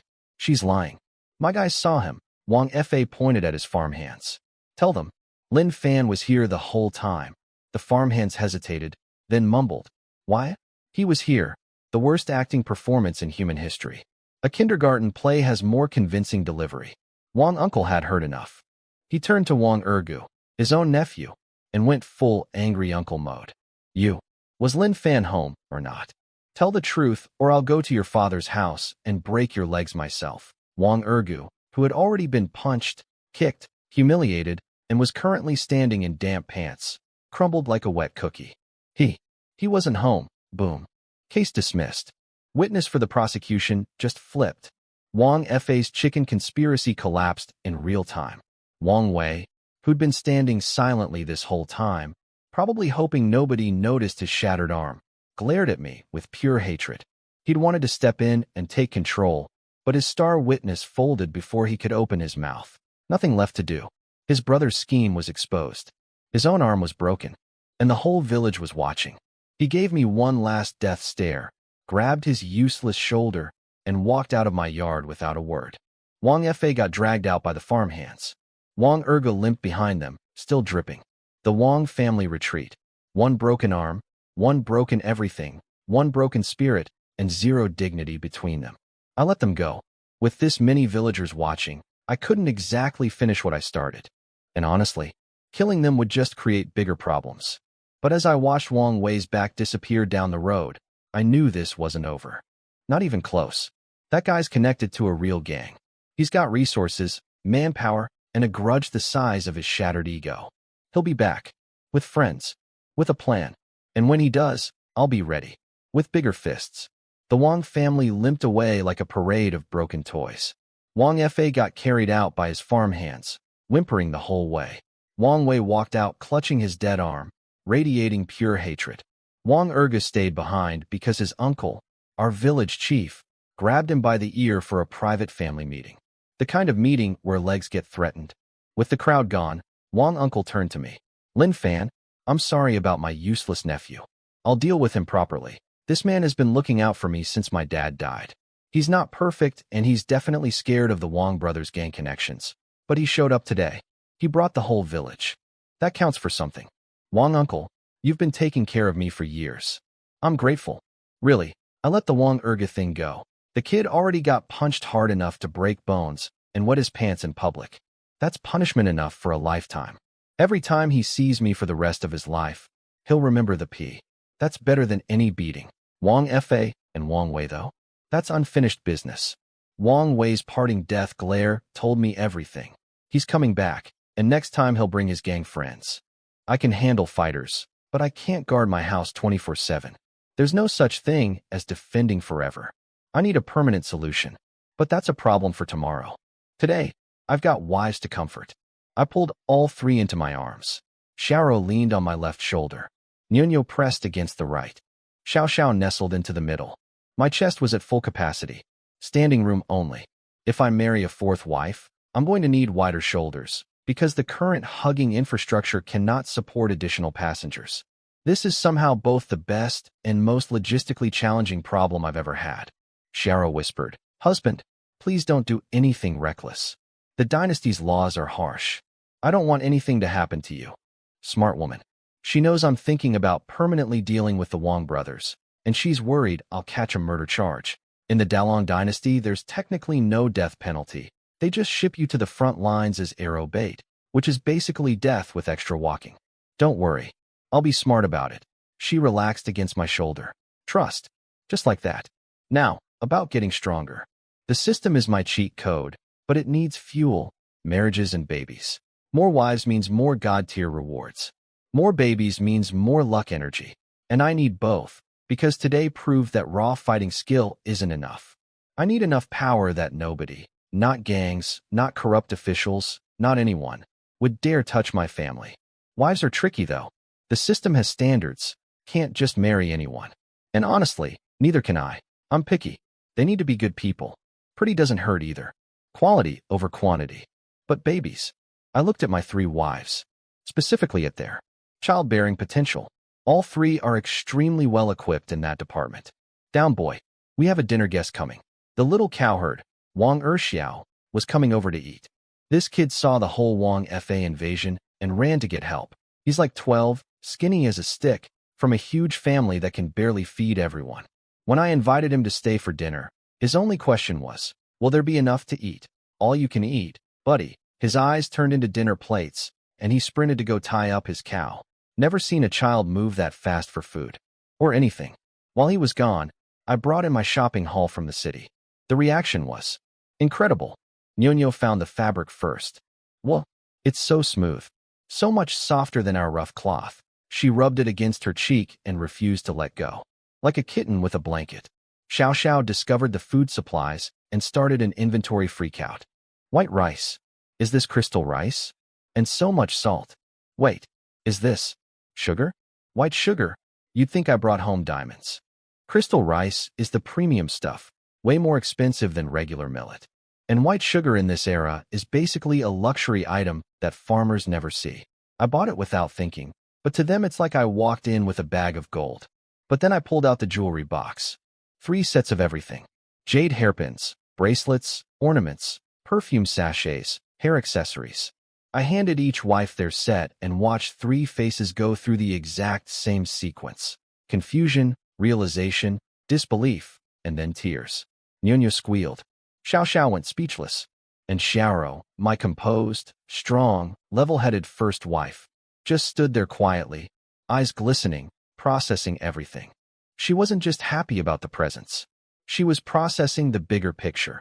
Her husband can forge swords that sell for 50 silver taels. The head tax mountain that was about to crush us? Moved. The poverty that defined our existence? Ending. The future that looked hopeless 4 days ago? Bright. And then I saw something shift in her eyes. A decision being made. A new determination. See, Xiaoro thinks in terms of partnership. I've done my part. Earning money, protecting the family, providing. Now she's thinking about her part. What can she contribute? What's the most important thing a wife can give her husband in this dynasty? An heir. A big, fat, healthy baby boy. She didn't say it out loud, but I saw it in her face. That woman was doing fertility math right there in the living room while holding a jade hairpin. And honestly, the system would love that. Babies mean luck bonuses. Luck means the universe bends in my favor. Enough luck and I become untouchable. So tonight's agenda, maximum effort. All 3 wives. No holding back. The Dragon Tiger Vitality Pill wasn't just for fighting tigers. It was for this. Creating the next generation. Securing the future. Building an empire, one baby at a time. Right after dinner with the 12-year-old cowherd boy. Priorities. I noticed Xiaoro's face was red again. For no visible reason. Just standing there, blushing at nothing, staring into the distance like she was solving a math problem that involved me and a bedroom. Hey, why's your face red again? And nothing, sure. Nothing. My first wife is over there mentally planning our baby-making schedule and thinks I can't tell. Sweetheart, you're as subtle as a house fire. But I had presents to deliver, so I let it slide. I pulled out the jewelry sets, 3 matching collections of hairpins, bracelets, ornaments, the whole package. 1 for each wife. What's that? 3 pairs of curious eyes. Good stuff. I opened the wrapping. Silence. 3 women staring at actual jewelry. Real jade. Real craftsmanship. Things they never in their wildest dreams expected to own. Then the waterworks started. Again. But this time it was different crying. They weren't sad. They weren't scared. They were overwhelmed. They'd assumed they were throwaway wives, the rejects nobody wanted, picked up out of pity. Charity cases. Discount brides. And here I am buying them each a full jewelry set like they're princesses. Do you? Not like them? I was genuinely confused. In my modern world training, gift equals happy. That's the formula. Gift plus wife should equal smile, not tears. We love them. We're happy crying. Then they noticed the empty basket. I'd bought stuff for them. Food, fabric, jewelry, supplies, but nothing for myself. Not even new shoes. My sandals were literally falling apart, and I'd walked 100 miles in them. That realization hit them like a truck. Husband. Sobbing intensifies. Now they were crying because I was selfless. Before that they were crying because I was thoughtful. Before that they were crying because I was generous. At this rate, if I breathe in their general direction, someone's going to weep. I stood there completely lost. Laugh. Comfort. Cry along. My modern dating knowledge was useless. Nobody prepared me for. Your wife is crying because you're too nice. There's no YouTube tutorial for this. No Reddit thread. Nothing. Thankfully, little Xiao came running back with his chipped bowl, breaking the emotional hurricane. Big bro fan. What's for dinner? Saved by a hungry 12-year-old. My hero. He looked at my wives' tear-streaked faces. Why are the sisters-in-law crying? Adult stuff. You wouldn't understand. I don't understand either, but he doesn't need to know that. So, what are we eating? I pointed at the wall where Wang Fa's planted evidence chicken was sitting, wings still broken, probably wondering how it got dragged into all this drama. We're eating that. Xiao hesitated. But, that's Wang Fa's chicken. And, consider it a delivery fee for the entertainment he provided today. Now help me pluck it. Yes, sir. The kid practically teleported to the chicken. He couldn't remember the last time he'd eaten meat. His mouth was literally a waterfall. I had to tell him to wipe his drool before it seasoned the bird prematurely. Xiao Xiao went full master chef mode. Wang Fei's chicken plus the lamb and dried fish I'd brought from the city turned into a feast. The kitchen smelled so good I think angels were taking notes. Even I was impressed, and I come from a world with Uber Eats. We sat down. Xiao was holding his cracked bowl with trembling hands, staring at the spread like he'd arrived in heaven. Holy mother of! This is incredible, then eat. I dropped a whole chicken leg in his bowl. My wife's piled on more food. This kid who usually goes hungry most days suddenly had more meat in one bowl than he'd seen in a year. He started eating. Then he started crying. Into his food. Tears and chicken mixing together. Because nobody's ever been this kind to him. His parents are too busy surviving to show affection. His siblings fight over scraps. And here's a table of people treating him like family over a meal that would be a luxury for kings in this village. Stop crying and eat, kid. When your big bro makes it big, you'll have meat every day. This is just the beginning. He nodded hard, wiped his face, then put on his most intimidating scowl, which, on a scrawny 12-year-old, looked about as threatening as an angry hamster. Big bro fan. If Wang Fei ever messes with you again, I'll handle him. I laughed so hard I almost choked. This tiny kid who weighs less than one of my shopping bags, volunteering to fight the village bully for me. The heart is there. The muscle mass is not. Then you better eat more, because right now you couldn't handle a strong breeze. Okay. He attacked his food with renewed determination. Eating for power now. Each bite was a push-up for his soul. When dinner was over, Xiao quietly took Xiao's bowl, cleaned it, and filled it with leftover meat for his family. The kid almost malfunctioned. Eating meat was already a miracle. Taking some home? His brain couldn't process this level of kindness. He bowed so deep his forehead nearly hit the floor, then carefully carried his precious bowl of leftovers home like it was made of glass. Good kid. I'm going to look after that one. Now, the important business. I looked at the darkening sky, looked at my 3 wives, cleared my throat with maximum fake seriousness. Ahem. Ladies, your husband has walked 100 miles today and is very tired. I require assistance with bathing and clothing changes, 3 pink faces, 3 shy nods. Off we go. Night 4. And tonight, we're not just having fun, we're making babies. The system wants offspring. Xiao wants an heir. And I want my luck stat to go through the roof. Operation Next Generation, commence. Meanwhile, at the Wang family mansion, which is basically the only nice house in this dump of a village, Wang Fei was lying in bed whining like a deflating balloon. Big bro, are we really just gonna let this go? Wang Wei, nursing his shattered arm, gave the coldest laugh I've ever heard described. Let it go? I've never been humiliated like this. This isn't over. Wang Fei's eyes lit up like a kid on Christmas. But then reality kicked in. But we can't beat him. You couldn't even beat him. So how? I can't beat him. But the Sisui gang has people who can. Oh. So his plan is to run back to his gang and bring reinforcements. The classic, I'm telling my dad, move, except his dad is a criminal organization. Real brave, Wang Wei. Real brave. Can't win a fight. So you're ordering muscle like takeout delivery. Wang Fei was practically vibrating with excitement. When are you going? Tomorrow. Once my arm stabilizes. Then I'm heading to the county and across the village, completely unaware of this villain planning session. I woke up feeling amazing. Night 4 with the wives was another championship performance. The Dragon Tiger pill is the gift that keeps on giving. My wives need recovery time. I need nothing. I could go straight from the bedroom to a marathon and still have energy left to forge a sword. Xiao was already up cooking. She's always first out of bed, dedicated kitchen queen. Nuno bounced up to help, and Xiao stayed behind to help me get dressed. She insists on dressing me every morning like I'm a toddler prince. If I try to do it myself, she gets upset. Actual pouty lip, red eyes, the whole guilt package. So I just let her. This is living. Why the sigh, husband? Not a sad sigh. A happy one. Having you girls is the best thing that ever happened to me. She smiled and buried her face in my chest. I swear this woman could weaponize cuteness. Then I handed her a money pouch. Her eyes went big. Silver? What for? You're the head wife. The family finances are your department now.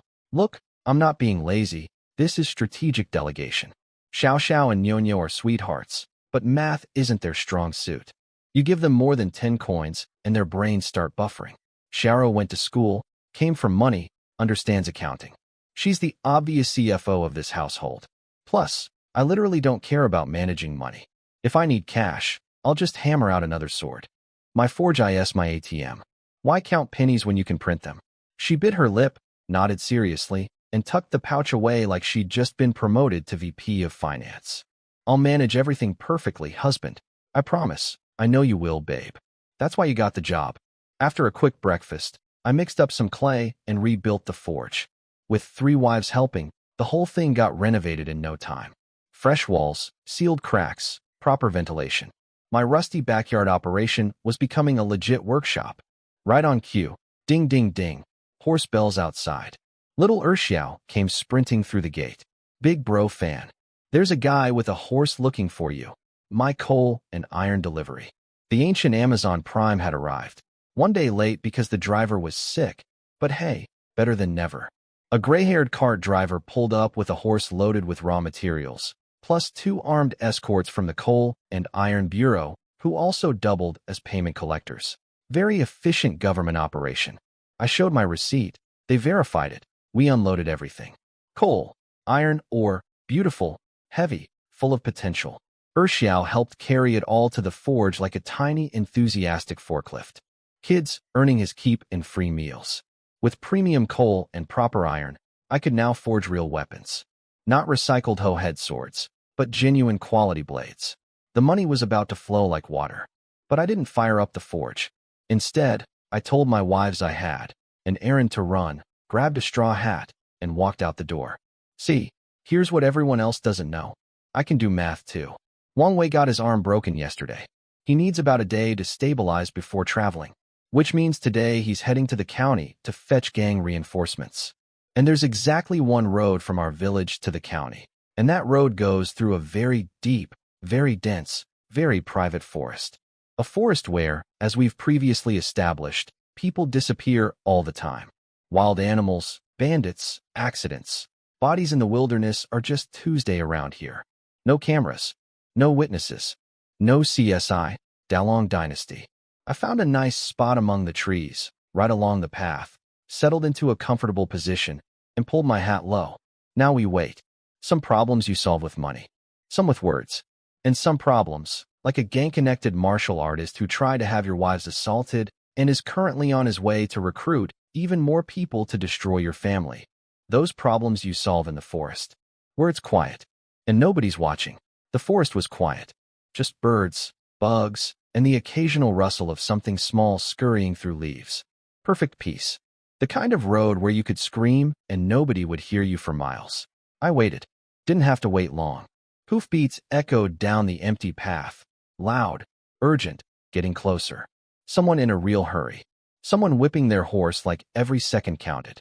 Wang Wei came galloping around the bend, 1 arm in a makeshift sling, face set in cold determination.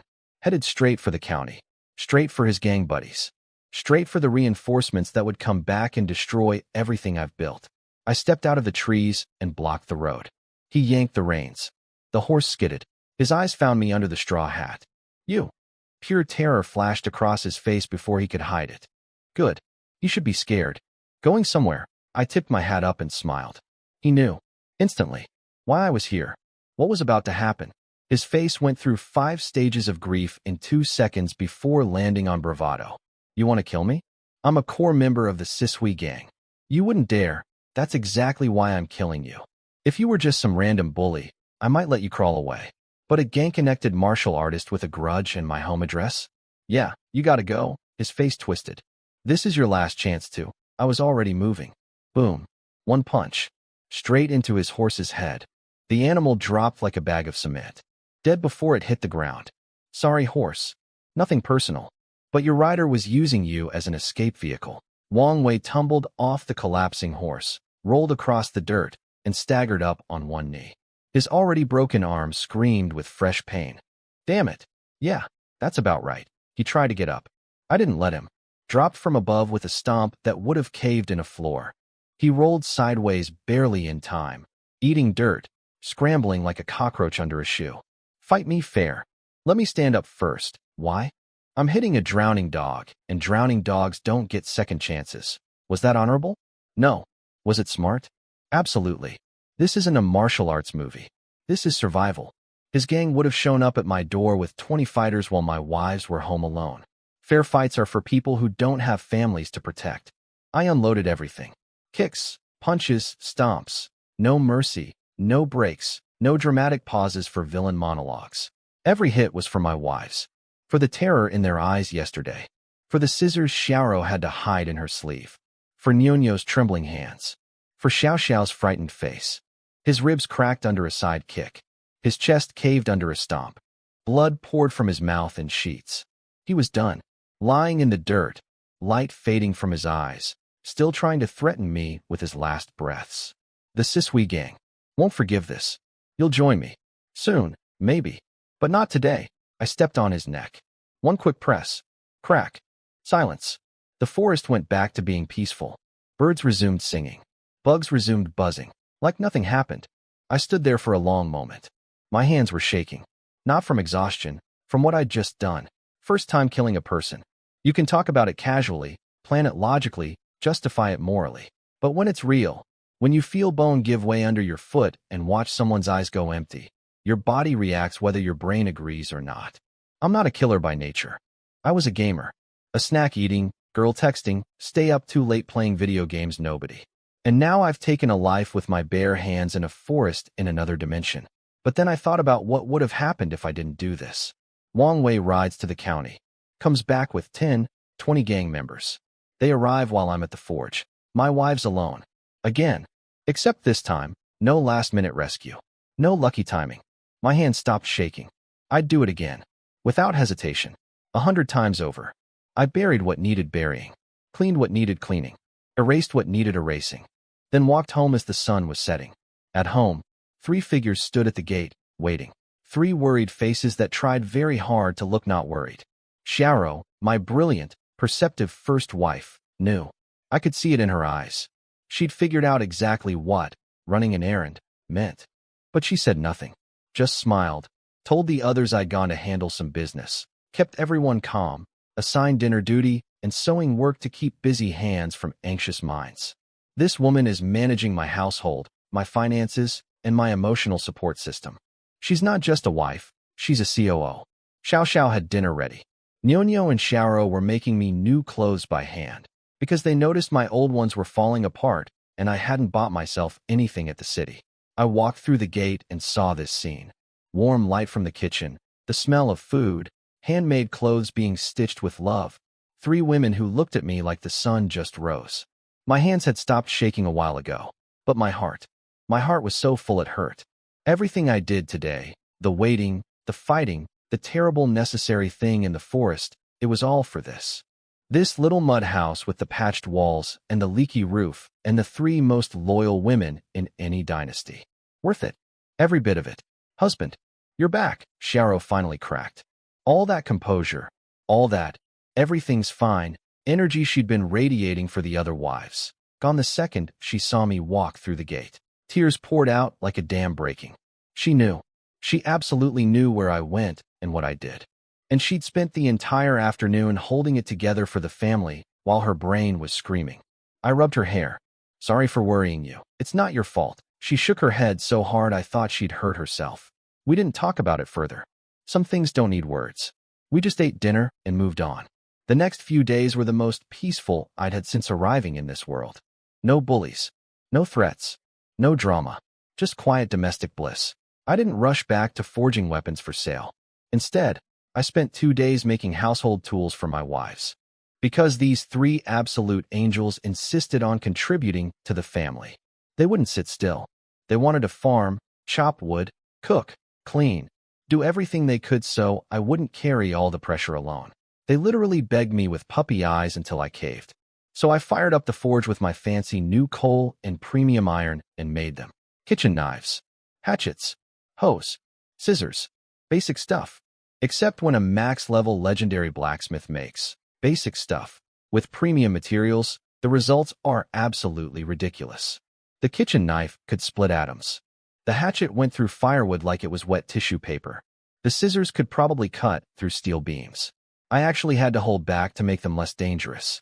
If I went full power on a vegetable knife, my wives might accidentally slice through the cutting board, the table, and the floor in one chop. Nyonya was swinging her new hatchet around like a kid with a new toy. Husband, this chopping knife is amazing. Wood splits like paper now. Thank you, thank you, thank you. She was genuinely happier about a hatchet than most modern women would be about a diamond necklace. I love this world. A few peaceful days passed. My heart finally settled. No regrets about what happened in the forest. Not one. But while I was living my best domestic life, over at the Wong household, things were falling apart beautifully. Wong Fa had been waiting. His big brother promised reinforcements within 2 days. Day 1, excited. Day 2, confident. Day 3, confused. Day 4, nervous. Day 5, panicking. Day 6, full meltdown. Because Wang Wei never came back. And he never sent word. He just vanished. Wang Fa kept telling himself excuses. Big bro's busy with gang stuff. He probably got delayed.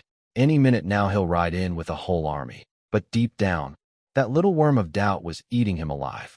Because the last time anyone saw Wang Wei, he was heading down a road that went through a very empty, very quiet forest. The same forest where people sometimes disappear. Then, on day 7, 2 visitors showed up at the Wang mansion. Big guys. Muscular. Cold eyes. Dripping with, I will end you, energy. Sisui gang investigators. Wang Wei had taken a 3-day leave from the gang. It had been 7 days. No contact. No sightings. In the martial arts world, that usually means one thing. Somebody got to him. When did you last see Wang Wei? They demanded. Wang Fa stuttered out an answer. 6 days ago. Wang Wei never returned to the gang after coming here. We believe he may have been killed. Wang Fa's brain short-circuited. His dad, old man Wang Yukai, the village landlord who bragged about his prodigy son to everyone within earshot, nearly fainted on the spot. His golden boy, his pride and joy, his retirement plan, gone. Impossible. And oh, the old man wailed. Shut up, the investigators snapped. Zero patience for family drama. Think. Did Wang Wei have conflicts with anyone? Enemies? Anything unusual? Wang Fa's eyes went wild. Every neuron in his tiny brain fired simultaneously and landed on one answer. Lin Fan. It was definitely Lin Fan. And just like that, my name entered the Sisui gang's database. Wang Fa spilled everything. The bullying, the beatdowns, the home invasion, the broken arm. How a village weakling suddenly became strong enough to demolish his martial artist brother. How Wang Wei left to get reinforcements and never came back. The investigators exchanged a look. A villager with unusual strength. They told the Wang family to keep their mouths shut, or else, and left. They're just the scouts. The investigation team. They'll go back, file a report, and the gang will send the real muscle.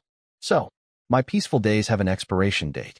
Somewhere in a county headquarters, a criminal organization is connecting dots that lead directly to my front door. A missing core member. A suspiciously strong farmer. A motive written in broken bones. I knew this was coming. Killing Wang Wei removed the immediate threat, but it opened a bigger can of worms. The Sisui gang won't just shrug and move on. They'll come looking for answers. And eventually, they'll come looking for me. The clock is ticking. I need to get stronger. I need more money, more resources, more power. Before the storm arrives. Good thing I have a forge full of premium materials and a system that rewards me for doing what I was already planning to do tonight. Time to make some swords. And some babies. Priorities. 2 groups of people were heading for my house at the same time, and I was at the river fishing like an idiot. Let me back up. At the Sisui gang headquarters, the investigators reported back to the vice boss, a short guy with arms like tree trunks. The kind of man who skipped leg day, but never skipped arm day. Ever. His reaction to hearing about me? Some farmer who can punch hard? That's cute. Lou Protector, go grab him. Bring him to me alive. I'll interrogate him personally. Lou Protector is a peak third-rate martial artist. That's apparently a huge step above regular third-rate. Wang Wei, the guy I buried in a forest, was regular third-rate, and this Lou guy could apparently beat 10 of him. So they sent their heavy hitter, plus a squad of gang thugs, marching straight toward my village. Cool. Cool. That's fine. Everything's fine. Meanwhile, I was sitting by the river with little Xiao, holding a bamboo fishing rod, completely unaware that a small army was coming to kidnap me. Big bro, I dug up the worms. Good kid. Let's go. Peaceful afternoon. No pollution in this world means the river is absolutely loaded with fish. Crystal clear water, fat fish everywhere, gentle breeze. The kind of scene you'd put on a postcard. Completely at odds with the murder squad approaching from the east. But also approaching my house, from a different direction, was a much friendlier group. While I was fishing and my wives were sewing clothes at home, someone knocked on the gate. Ñoño opened up and found an old man leading the group, a beautiful young woman beside him, and two servants behind them. One of those servants was the second manager from the Divine Arms Pavilion, the same guy who bought my sword for 50 taels. Except now he was dressed as a servant, carrying bags, looking humble. If the second manager of a massive weapons corporation is playing butler, whoever he's serving must be absolutely terrifying in terms of status. These were the people searching for the lost blacksmithing technique, master. Remember when that white-haired elder at the pavilion detected my 100 forge method and ordered a sketch of my face? Well, they finally tracked me down. Took them a while, but here they were, knocking on my door. Ñoño was nervous. Who are you looking for? Is this Lin Fan's residence? She got cautious, smart girl. But lying was pointless since they'd obviously asked around the village already. Yes. What do you want with him? Just some questions. No ill intent. Sharo came out and immediately went into CEO mode. One look and she assessed the whole group. Wealthy, important, potentially dangerous. She cross-examined them like a lawyer. The second manager stepped forward with his most harmless smile. Ma'am, I actually did business with your husband recently. He sold me a sword. We're from the Divine Arms Pavilion. Sharo's guard dropped slightly. The Divine Arms Pavilion is basically the most reputable business in the Empire. If they wanted to rob us, they wouldn't knock politely and bring gifts. She let them in, sent Xiao Xiao to find me at the river, and went to prepare tea. Good hospitality. Good instincts. The visitors sat down and casually looked around the yard. Nothing impressive, just a mud house, some tools, a forge, and Ñoño sitting in the corner chopping firewood because she's too shy for social situations. And then something magical happened. The old man, the VIP of the group, watched Ñoño chop wood. At first, just idle observation. But then his eyes locked on. Because the firewood she was splitting wasn't normal firewood. It was hardwood. Dense, tough. The kind of wood that makes your arms ache after 3 swings. Ñoño was cutting through it like cotton candy. One gentle swing. Clean split. No effort. The hatchet went through solid wood like it wasn't even there. That's because her hatchet was forged by me. A max-level legendary blacksmith using premium materials. I actually held back so it wouldn't be too sharp. And it was still cutting hardwood like paper. The old man leaped out of his seat. Young lady, may I please examine that hatchet? Ñoño blinked, confused. It's just a chopping tool. Old man, calm down. But she's sweet, so she handed it over. He held it like it was a newborn baby. Ran his fingers along the edge. Tapped the blade. Listened to the ring of the metal. His hands were trembling. And then he whispered, in a voice shaking with pure shock, "This is the 1000 Forge technique. The legendary method that only a god-tier blacksmith can master." Wait, 1000 Forge? Last time they said 100 Forge. My sword used the 100 Forge technique. But a simple hatchet, made with better materials and a more relaxed approach, apparently demonstrated an even higher level of forging mastery. I upgraded my own technique without even realizing it. And I wasn't even home to enjoy the moment. I was at the river, arguing with Xiao about which worm was fattest. Somewhere between selling recycled garden tools and making my wife a kitchen knife, I accidentally became the greatest blacksmith alive. And the most powerful weapons organization in the Empire just discovered proof of it. In a firewood hatchet. In my backyard. While I was fishing. My life is a comedy, and I'm the last one to get the jokes. So while I was at the river trying to catch dinner, my backyard turned into the most chaotic episode of a reality show you've ever seen. Let me break down what was happening at my house without me there. The Divine Arms Pavilion crew was sitting in my yard having tea. The old man, who I now know is called Sword Grandpa by the young woman, and is apparently such a big deal that the entire martial arts world trembles when he stomps, was already losing his mind over Ñoño's hatchet. See, last time they analyzed my sword, they found the 100 Forge technique, a lost method that was already legendary. But this hatchet, made with better materials and my improved skills, used something called the Thousand Forge technique. The Thousand Forge technique. That's not just a step up. That's an entirely different tier. 100 Forge makes you a great blacksmith worth recruiting. 1000 Forge makes you a god-tier legendary smith.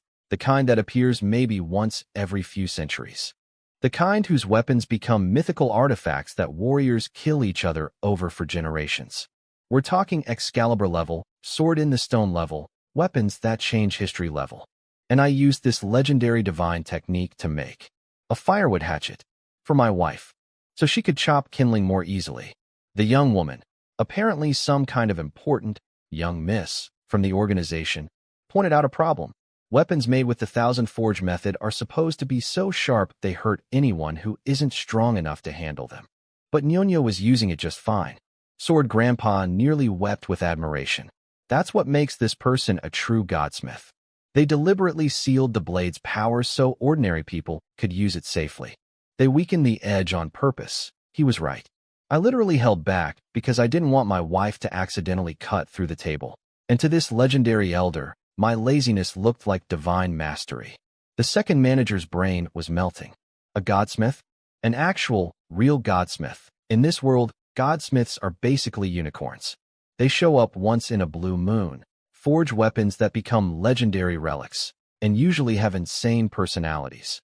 Ancient records say one godsmith was so obsessed with perfection that he literally jumped into his own forge as a sacrifice to complete his masterwork. These people are not normal. Sword Grandpa was already scheming. He wanted me to forge him a personal weapon, a true divine blade that would make him unstoppable. But he knew godsmiths can't be forced. You can hold a knife to their throat and they'll laugh in your face. The only way to get a godsmith to work for you is through favors. Make them owe you something. But how do you make a godsmith owe you a favor? They can make money whenever they want. One sword and they're rich. What could he possibly offer? Then Nyonya opened her sweet, innocent mouth. I don't understand what you're all so excited about. It's just a chopping knife my husband made. He made it in like an hour. Our kitchen knife and garden hoe are the same quality. Silence. Every single person from the Divine Arms Pavilion froze like someone hit the pause button on reality. The old man's brain rebooted. The second manager forgot how to breathe. Your husband made this, yeah? He made all our tools. I helped blow the bellows. What's the big deal? The godsmith they'd been hunting across the region. The legendary master of a lost technique. The once-in-a-century genius they'd traveled days to find. He's married. He lives here, in this mud house. And he made divine-tier weapons as household chores. Sword Grandpa was vibrating. This was it. The godsmith was real, and he was going to meet him today. But he needed a way to earn a favor. Something to make me indebted. Something to crash. The front gate exploded inward. Lin Fan. Come out and die, Wong Fa. Again. This indestructible cockroach, still wrapped in bandages, barely able to stand, came charging through my broken gate like the world's most pathetic action hero. Behind him, Lu Protector, the Sisui gang's elite enforcer. A peak third-rate warrior who could solo 10 Wong Weiss, plus a whole squad of armed gang thugs. Weapons drawn. Killing intent radiating. They came to arrest me. Interrogate me. Probably kill me. Over Wong Wei's disappearance. Wong Fa was screaming, looking everywhere for me, veins popping, spit flying. Where are you, Lin Fan? Today you die. But Lu Protector, the professional, took one look around the yard and his face went white. Because sitting there, calmly sipping tea, was Sword Grandpa. The man whose name makes the entire martial arts world shut up and listen. The man who could probably destroy the entire Sisui gang before lunch and still have time for a nap. Lu Protector's warrior instinct screamed a single word, danger. He processed the situation in 1 second. Hostile entry, armed men, threatening language, all performed directly in front of someone who could erase their entire organization from existence. So he did the only logical thing. He turned around and slapped Wong Fa across the face so hard that teeth flew out like popcorn. Wong Fa hit the ground spraying blood, missing most of his remaining dental work, brain doing the Windows shutdown sound. Wah. But you're supposed to. We came here too. The confusion on his face was priceless. He brought an army to destroy me. The army's first action was to destroy him. And Sword Grandpa? He looked at this entire circus, the gang thugs, the screaming bully, the broken gate, the terrified wives, and smiled, because someone had just delivered his favor on a silver platter. All he had to do was save my family from these thugs, and the Godsmith would owe him permanently. The universe literally handed him the perfect opportunity while he was sitting in my yard drinking tea. And me? I was 2 miles away, watching a fish nibble my worm, wondering if I should use a bigger hook. I swear, the most dramatic moments of my life keep happening when I'm not there. Wang Fa cried. Actually cried. Real tears rolling down his swollen, toothless, bloody face. And honestly, I almost feel bad for the guy. Almost. 3 times. He tried to mess with me 3 times. First time, I beat him up. Second time, I beat him and his brother up. Third time, he brought an entire gang and got slapped by his own reinforcements. Why did you hit me? He sobbed through his new ventilation system mouth. You're supposed to be on my side. Nobody answered him. Nobody cared. He was already yesterday's news. Because the Sisui gang's elite protector, this peak third-rate killing machine, who came here ready to kidnap and probably murder me, was on his knees, sweating through his clothes, trembling like a chihuahua in a thunderstorm. Why? Because he recognized the old man. Sword Grandpa isn't just some retired weapon enthusiast. Oh no, he's the Grand Elder of the Divine Sword Manor. The Sword Guardian Venerable, a supreme martial artist, the kind that sits at the absolute top of the entire martial arts world. The kind where, if he's unhappy with you, your entire organization gets erased from existence before breakfast. The Divine Arms Pavilion, that massive weapons empire spanning the whole dynasty, that's just their side business. A money-making tool for the Divine Sword Manor. Like how a billionaire might own a car wash. The Sisui gang? They're so terrified of the Divine Sword Manor that they collect protection money from every business in the county except the Divine Arms Pavilion. That's how far down the food chain they are. They're a goldfish threatening a whale. And this goldfish just kicked down the whale's friend's front door. I had no idea this was your friend's house, Senior. The protector was practically kissing the ground. This was a huge misunderstanding. That guy let us here. He pointed at Wang Fa like he was radioactive waste. Sword Grandpa didn't even blink. Friend? He's more than my friend. He's an honored guest of the Divine Sword Manor. A VIP. The protector's soul left his body. You could literally see the life drain from his face. Being enemies with Sword Grandpa's casual friend was already a death sentence. Being enemies with an official VIP of the Divine Sword Manor? That's not just death. That's your entire gang getting dissolved, your boss getting executed, and your name being erased from history. Thud, thud, thud. Every single gang member dropped to their knees. A yard full of armed thugs, kneeling in my dirt, begging for mercy from an old man drinking tea. Nyonya was shook. 5 minutes ago, these guys kicked down her gate looking like death incarnate. Now they're groveling in the yard like scared children. All because of the weird old grandpa who got excited about her hatchet. The same old man she'd mentally labeled strange grandpa who likes kitchen tools. Xiaoro came running from the kitchen and took in the entire scene with one sweep. Gang members kneeling. Wang Fa bleeding on the ground.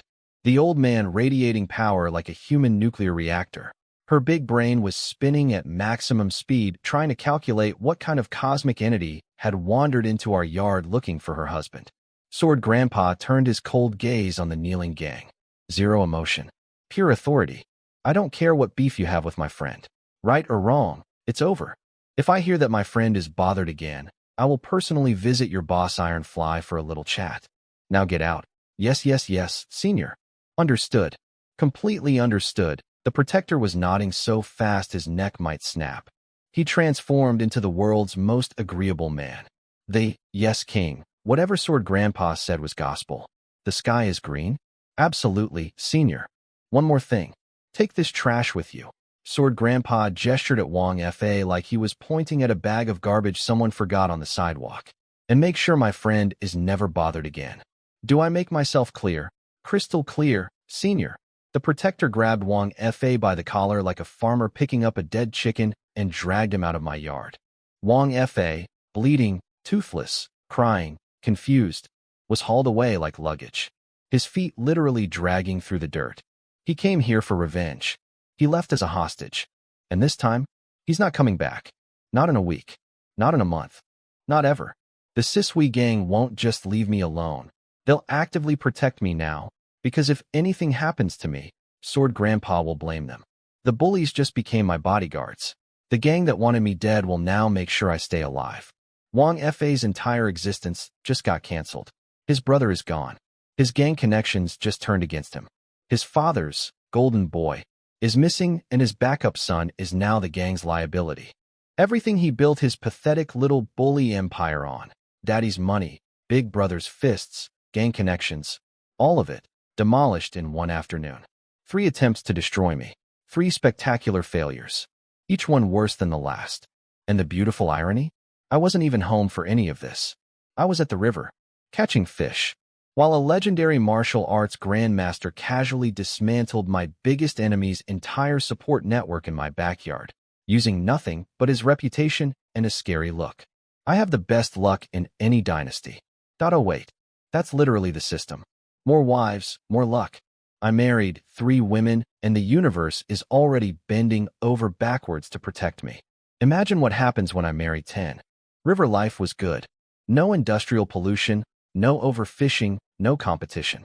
Just me, a bamboo pole, a worm, and fish practically lining up to be caught. This world is a fisherman's paradise. Back in the modern world, guys spend thousands on fancy rods and sonar equipment and still go home empty-handed. Here I'm pulling fish out with a stick and some dirt worms like it's a cheat code. Xiao was on support duty, unhooking fish, threading worms, keeping the bucket. Perfect little fishing assistant. We had a nice rhythm going. Then Xiao came running over the hill, and I mean running. Everything was bouncing. It was like watching a natural disaster approach in slow motion. Husband, people, at the house, looking for you. She was so out of breath, she could barely form sentences. People looking for me? What people? Something about. Divine Arms Pavilion. My eyebrows went up. The weapon shop? Coming to MY house. That's like Amazon showing up at your door because they were impressed by your eBay listing. I packed up and headed home. When I walked through my busted gate, still need to fix that, my wives immediately latched onto me like I was a life raft. Apparently some stuff went down while I was gone. They were rattled but safe, which meant whatever happened got resolved without me. I looked across the yard at the visitors. The old man, the second manager from the pavilion, now dressed as a servant, some other attendants, and a young woman I'd never seen before. Well, never seen in this form. She was breathtaking, a totally different league. The kind of beauty that has its own gravitational field, skin like jade, features sharp enough to cut, and this aura around her that felt like standing near a drawn sword, beautiful but dangerous. Among my 3 wives, only Xiao could match her, and even that was close. I was about to address the old man when this mystery beauty spoke first. It's you? She was staring at me with wide, shocked eyes, like she knew me. Do I know you? She coughed lightly, then switched her voice. Dropped it slightly, made it rougher. Brother Lin, you forgot me already? That voice. That voice. I'd heard it before. In a forest. While punching a tiger. Sword 14. My eyes nearly exploded out of my skull. The handsome young swordsman I saved from the Tiger King. He, who fought bravely and refused to use me as bait. The guy with the weird name who promised to repay me someday. Was a girl the whole time. Not just any girl. A drop-dead, gorgeous girl who'd been wearing what was apparently an incredibly effective disguise. Because the Sword 14 I met had rougher skin, a flat chest, and walked like a dude. This version had porcelain skin, curves that defied physics, and an elegance that screamed, I was raised in a palace. The changes. Significant, I managed to say, trying very hard to keep my eyes at face level. Those muscular pecs I admired during the tiger fight, those weren't pecs. That was a compression situation. A binding situation. A hide the evidence situation. And now that the evidence was unbound and on full display, I needed a moment to recalibrate my entire memory of that encounter. She smiled apologetically. Traveling as a woman in the martial arts world is inconvenient. A small disguise for safety.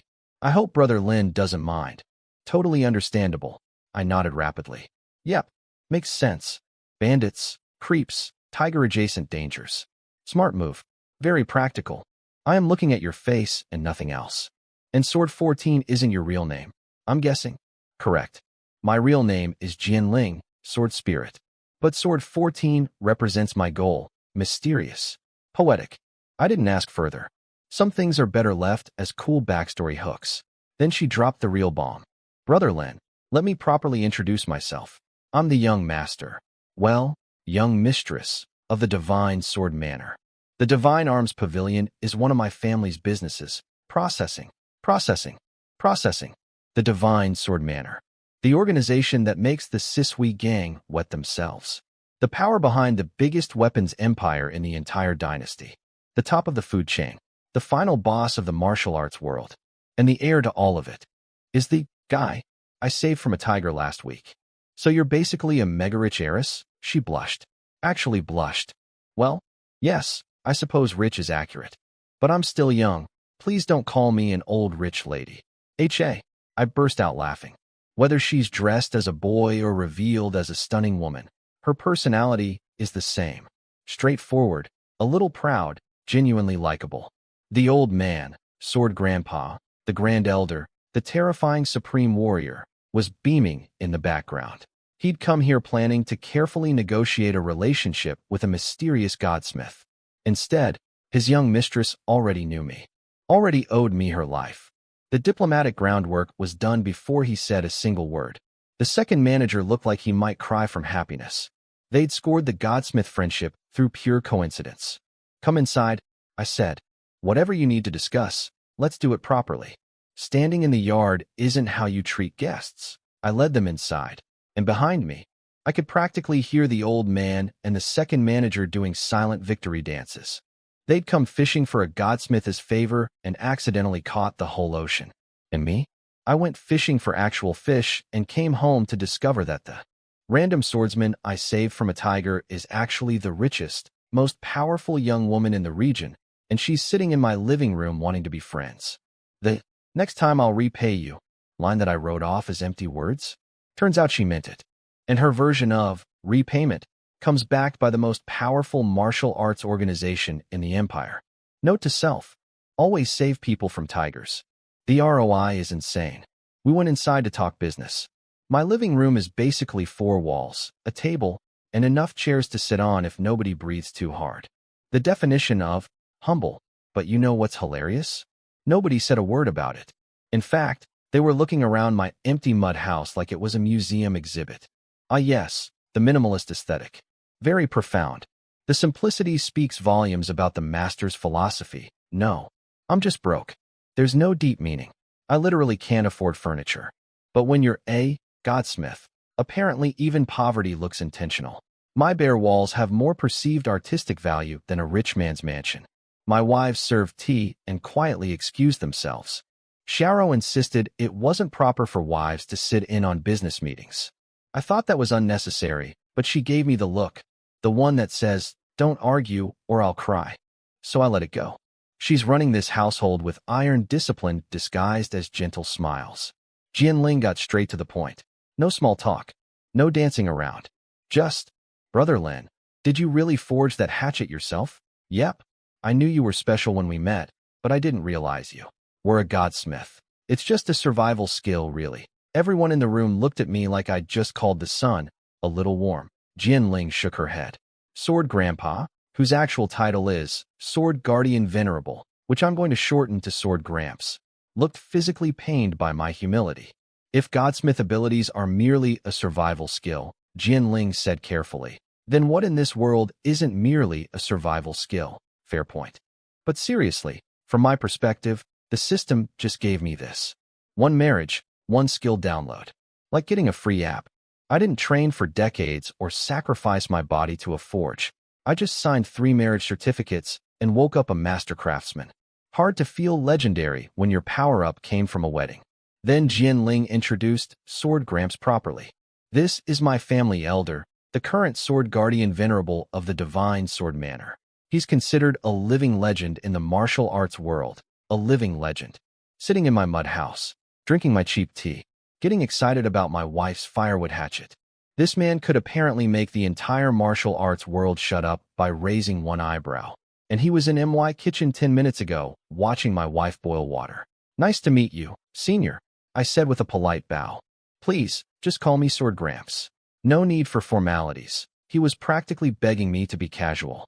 This terrifying supreme warrior, who makes gang leaders wet themselves, was acting like a fan meeting his favorite celebrity. Because he wants something. I could smell it. He's a swordsman who, due to some quirk of his fire-based martial arts, can't find a sword that can handle his power. Regular swords break or melt. He needs a custom-forged divine weapon made specifically for him. And only a godsmith can do that. He's been dreaming about this his whole life. And now a godsmith is offering him tea in a mud house. The man is vibrating with restrained desperation. I pretended not to notice. Leverage is best when unspoken. Then came the business proposal. Jian Ling laid it out clean. Originally, we came to recruit you for the Divine Arms Pavilion. But honestly, you're too important for that. We can't ask a godsmith to be an employee. How about a partnership instead? No tricks. No manipulation. No trying to lock me into some unfair contract. Just straight talk from a straight shooter. I liked her even more. I'm not working for anyone. I confirmed. But a partnership? With someone I trust? I sipped my tea, letting them sweat for exactly 3 seconds. I'm interested, Jian Ling bloomed. Her smile lit up the room like sunrise breaking through clouds. For a split second I actually forgot what I was saying. Just lost in that face. A face that, reminder, I originally thought belonged to a dude fighting a tiger. My brain is still processing that plot twist. Sword Gramps noticed me staring and his eyes flickered with something. Calculation? Hope. He's definitely filing that moment away for future use. Old fox. Brother Lin, Jian Ling said with a mischievous grin. I promised I'd repay you for saving my life. Remember? Repay like a gushing spring? I remember thinking you'd never follow through. H.A. Well, it's not the full repayment yet. Just a little meeting gift. She pulled out a yellow paper and handed it to me. A land deed. For a manor. Outside the county town. With grounds. Buildings. The works. Her personal vacation estate that she used when visiting the area. I'm heading home soon and won't need it. Consider it yours. She just gave me a house. Not a room. Not a shack. A full estate. Like handing someone car keys except it's an entire property. I stared at the deed. Then at her. Then at the deed again. 2 lifetimes. 2 entire lifetimes of existence across 2 different worlds. And this was my first time receiving a gift from a woman that wasn't socks or a birthday card. I'm eating soft rice. That's the Chinese expression for when a man benefits from a woman's wealth. And you know what? It tastes delicious. In my old world, I couldn't get a girl to split dinner. In this world, a gorgeous heiress just handed me a mansion because I punched a tiger for her. The system said, marry wives, get rich. But apparently, save pretty girls from tigers is also a viable wealth-building strategy. I am never walking past a damsel in distress again. The return on investment is absolutely astronomical.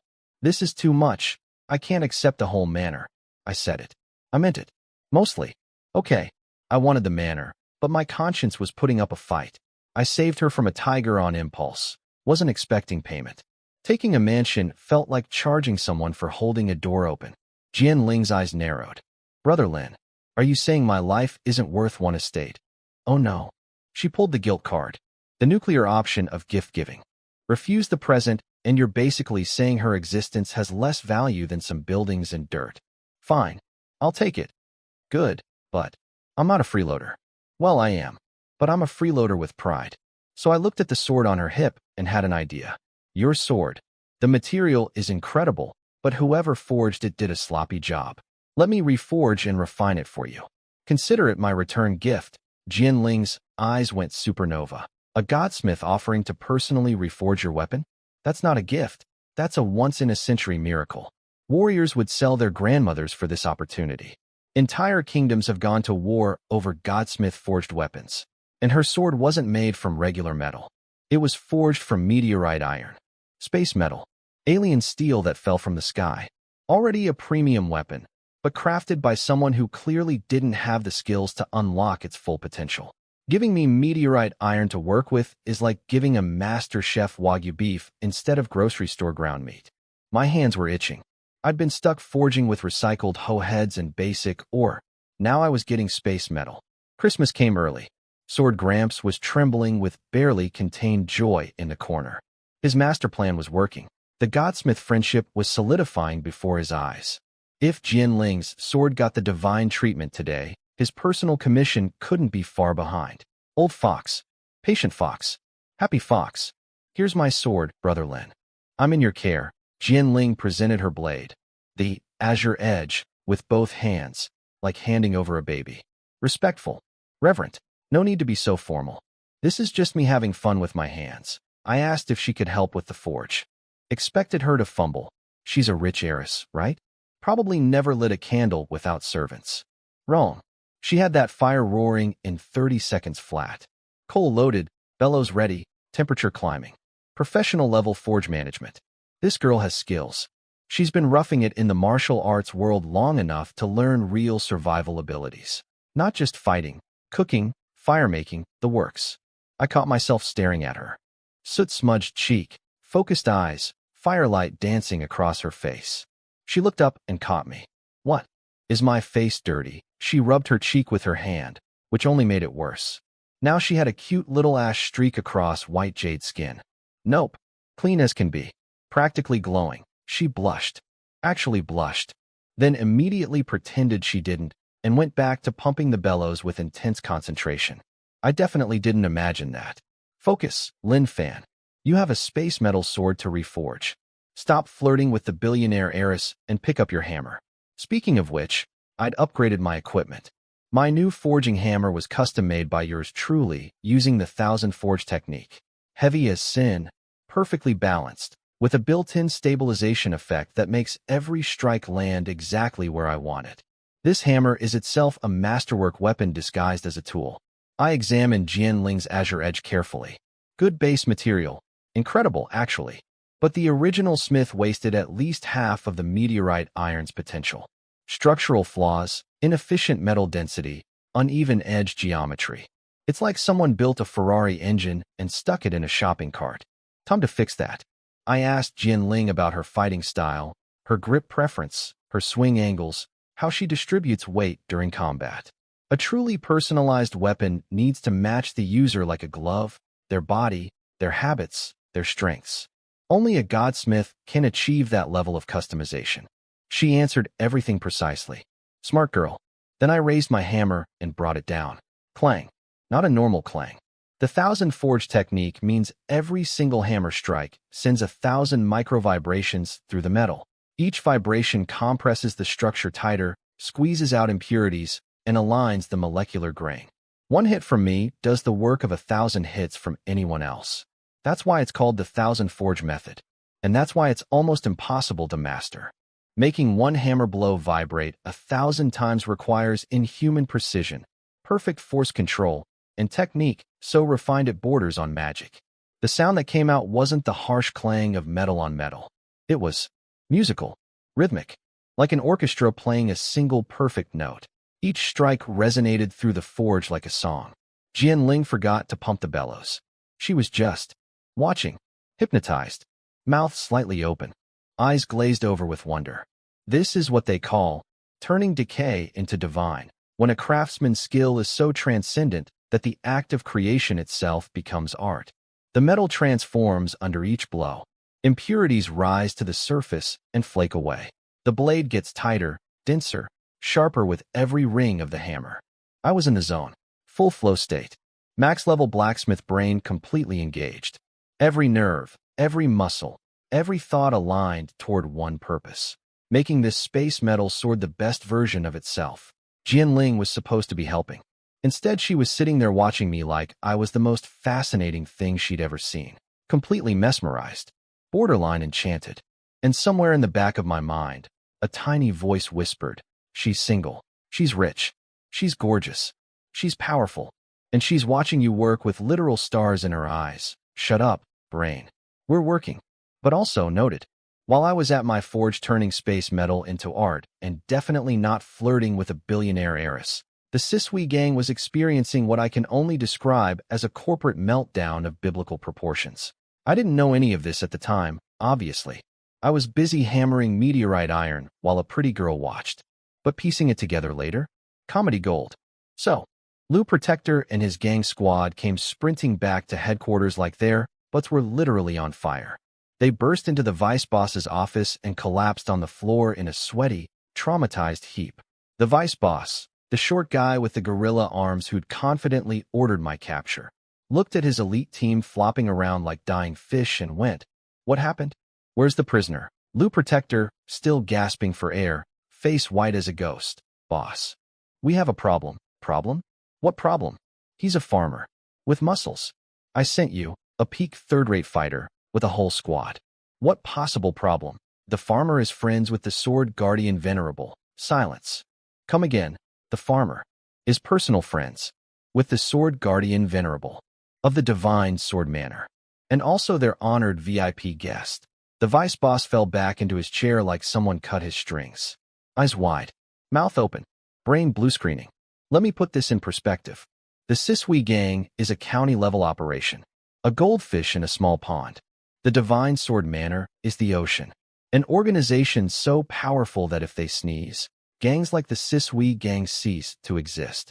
They don't even need to attack you. They just have to publicly express mild displeasure, and every ambitious martial artist in the country will line up to destroy you as a favor.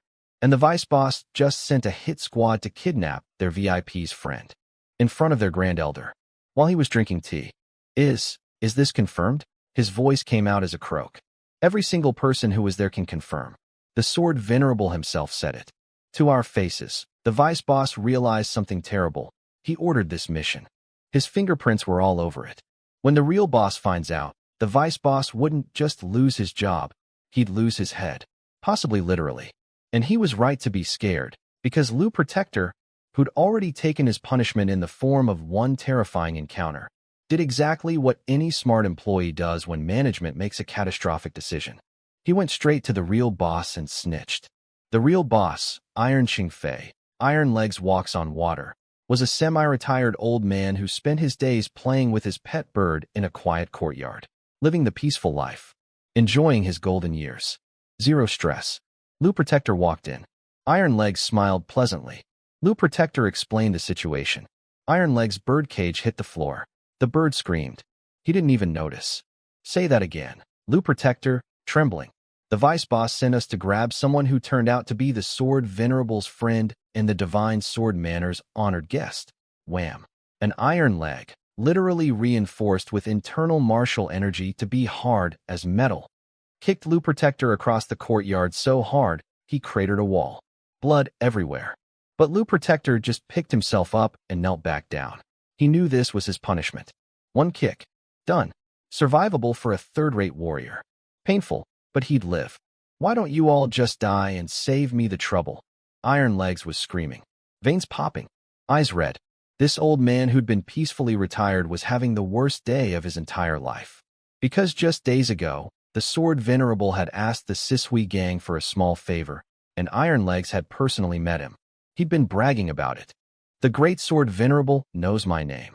We're practically associates." His proudest moment in decades. And now, within a week, his own organization had gone and kicked down the Sword Venerable's friend's door, threatened his friends' wives, and shown up with weapons drawn in front of the Venerable himself. The friendship he'd spent years cultivating? Gone. The reputation he'd carefully built? Torched. By his own vice boss. Over a beef with a farmer. Iron Legs wanted to cry. Actually cry. An old gang boss, legendary martial artist, feared throughout the county, standing in his courtyard next to a screaming bird, tears forming in his eyes, because his own people had just committed organizational suicide. "Bring me the vice boss." Now, Lou Protector fled the courtyard at maximum speed, grateful to still have functioning legs. The vice boss was about to have a very bad day. Someone had to take the blame. Someone had to be the apology gift to smooth things over with the Divine Sword Manor. And there was really only one candidate. Karma is a beautiful thing. The vice boss confidently sent people to destroy me. Instead, he destroyed himself. His career, his position, probably his kneecaps, all sacrificed on the altar of, maybe don't mess with people who have friends you can't identify. And me? I was at home, hammering a sword, watching firelight dance across a beautiful girl's face, completely unaware that an entire criminal organization was tearing itself apart because of me. Being the universe's favorite protagonist is exhausting. So much drama happening in my name, and I don't even get to watch. Half a day, sweat, fire, and about 1,000 hammer strikes that each vibrated 1,000 times internally. My arms were fine. Vitality pill stamina is no joke, but my brain was cooked. Precision forging at Godsmith level for hours straight is like taking a calculus exam while running a marathon. But when I handed the Azure Edge back to Jianling, the look on her face made every second worth it. She gripped the sword and went completely still. Her eyes widened. Her breath stopped. Because the sword that used to feel like a weapon now felt like part of her arm, an extension of her body. She could sense it. Actually sense the blade like it was alive, breathing in her hand. The material wasn't quite perfect, so I could only manage a half-divine weapon. Sorry about that, I said it casually, like apologizing for slightly undercooking pasta. Jianling's jaw dropped. Half-divine. Let me explain what I did. There's a technique called spirit forging, hammering special patterns into the blade that let a martial artist channel their internal energy through it. With these patterns, a swordsman can launch actual energy attacks, sword beams, cutting waves, the whole anime package. That's what makes a weapon truly divine. The legendary swords from stories, Heavenly Sword, Dragon Slayer, they all have this. I forged those patterns into her meteorite sword. Not perfectly. The material had limitations, so it landed at half-divine instead of full divine. But even half-divine is absurd. The Divine Sword Manor, the most powerful sword organization in the entire empire, owns exactly one half-divine weapon. It belongs to Jianling's father, the current manor master. The ultimate treasure of the most prestigious sword family alive. One single weapon, and I just casually made another one. In an afternoon, in a mud house, using a backyard forge, Jianling now personally owns a weapon on par with her father's legendary blade. She doesn't have to wait to inherit it anymore. She's got her own.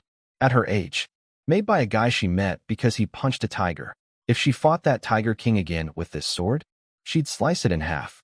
No contest. One swing. 2 tiger pieces. Brother Lin, thank you. She said it with more sincerity than I've heard from anyone in 2 lifetimes. We're friends. Friends don't need thanks. And I meant it. Honestly, this was fun for me. Working with meteorite iron after months of recycled home metal was like a painter finally getting real canvas after drawing on napkins. I was grateful for the opportunity. The forge time was its own reward. Plus, she gave me a whole manor. I was still in debt on this exchange. Something shifted in her eyes when I said that. Just for a moment. A softness that wasn't there before. Then she snapped back to her usual confident self. Then we're friends. Good friends. Now that's the right attitude. They had to leave. It was getting dark, and having strange men stay at a house with 3 wives would start rumors faster than wildfire. But before they left, a small figure darted back toward me. The little servant girl. Xiao Qing. Also known as that terrified kid who screamed for help during the tiger fight. Also a girl in disguise, naturally. Because apparently every young person I meet in the martial arts world is secretly a woman. She'd transformed from a scrawny, scared boy into a cute little thing with sweet features and crescent moon smile eyes. Tiny, delicate, the type who'd cry if you said, boo, which tracks, because she literally did cry when the tiger showed up. Do you remember me, Mr. Lin? She looked up at me with hopeful eyes. How could I forget the kid who almost peed his pants running from a tiger? I did not almost pee my pants. She puffed her cheeks and pouted so hard I thought her face might pop. Adorable outrage. 10 out of 10 tantrum. Sure. Of course not. She knew I was being sarcastic, but couldn't figure out how to be mad about it.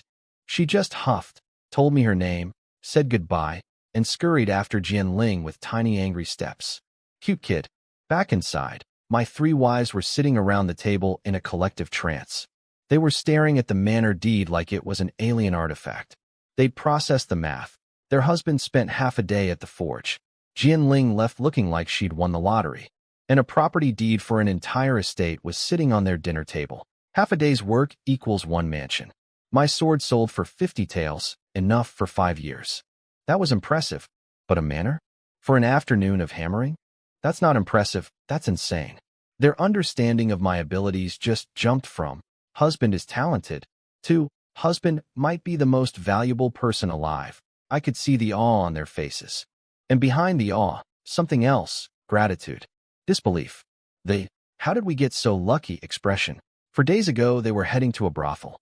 Now they're married to a godsmith who just got handed a luxury estate. Hey, stop spacing out and put that deed away. We're moving in a few days. This place is cozy, but it's a bit small. Especially when we have kids, there won't be room. 3 pairs of eyes snapped to me. 3 faces went pink at, when we have kids. Whatever husband says, they murmured in unison, heads bowed, cheeks glowing. Music to my ears. I grinned, scooped up my wives, and carried them to bed. New manner, new partnerships, new friendships, enemies dismantled, future secured. It had been a massive day. Time to celebrate the way the Dalong dynasty intended. Lights off, vitality pill engaged, 3-front campaign commencing. Tomorrow we start packing. Tonight we start trying for those kids. For the system, of course. Purely strategic. The luck bonuses from children are essential for my long-term survival plan. That's my story, and I'm sticking to it.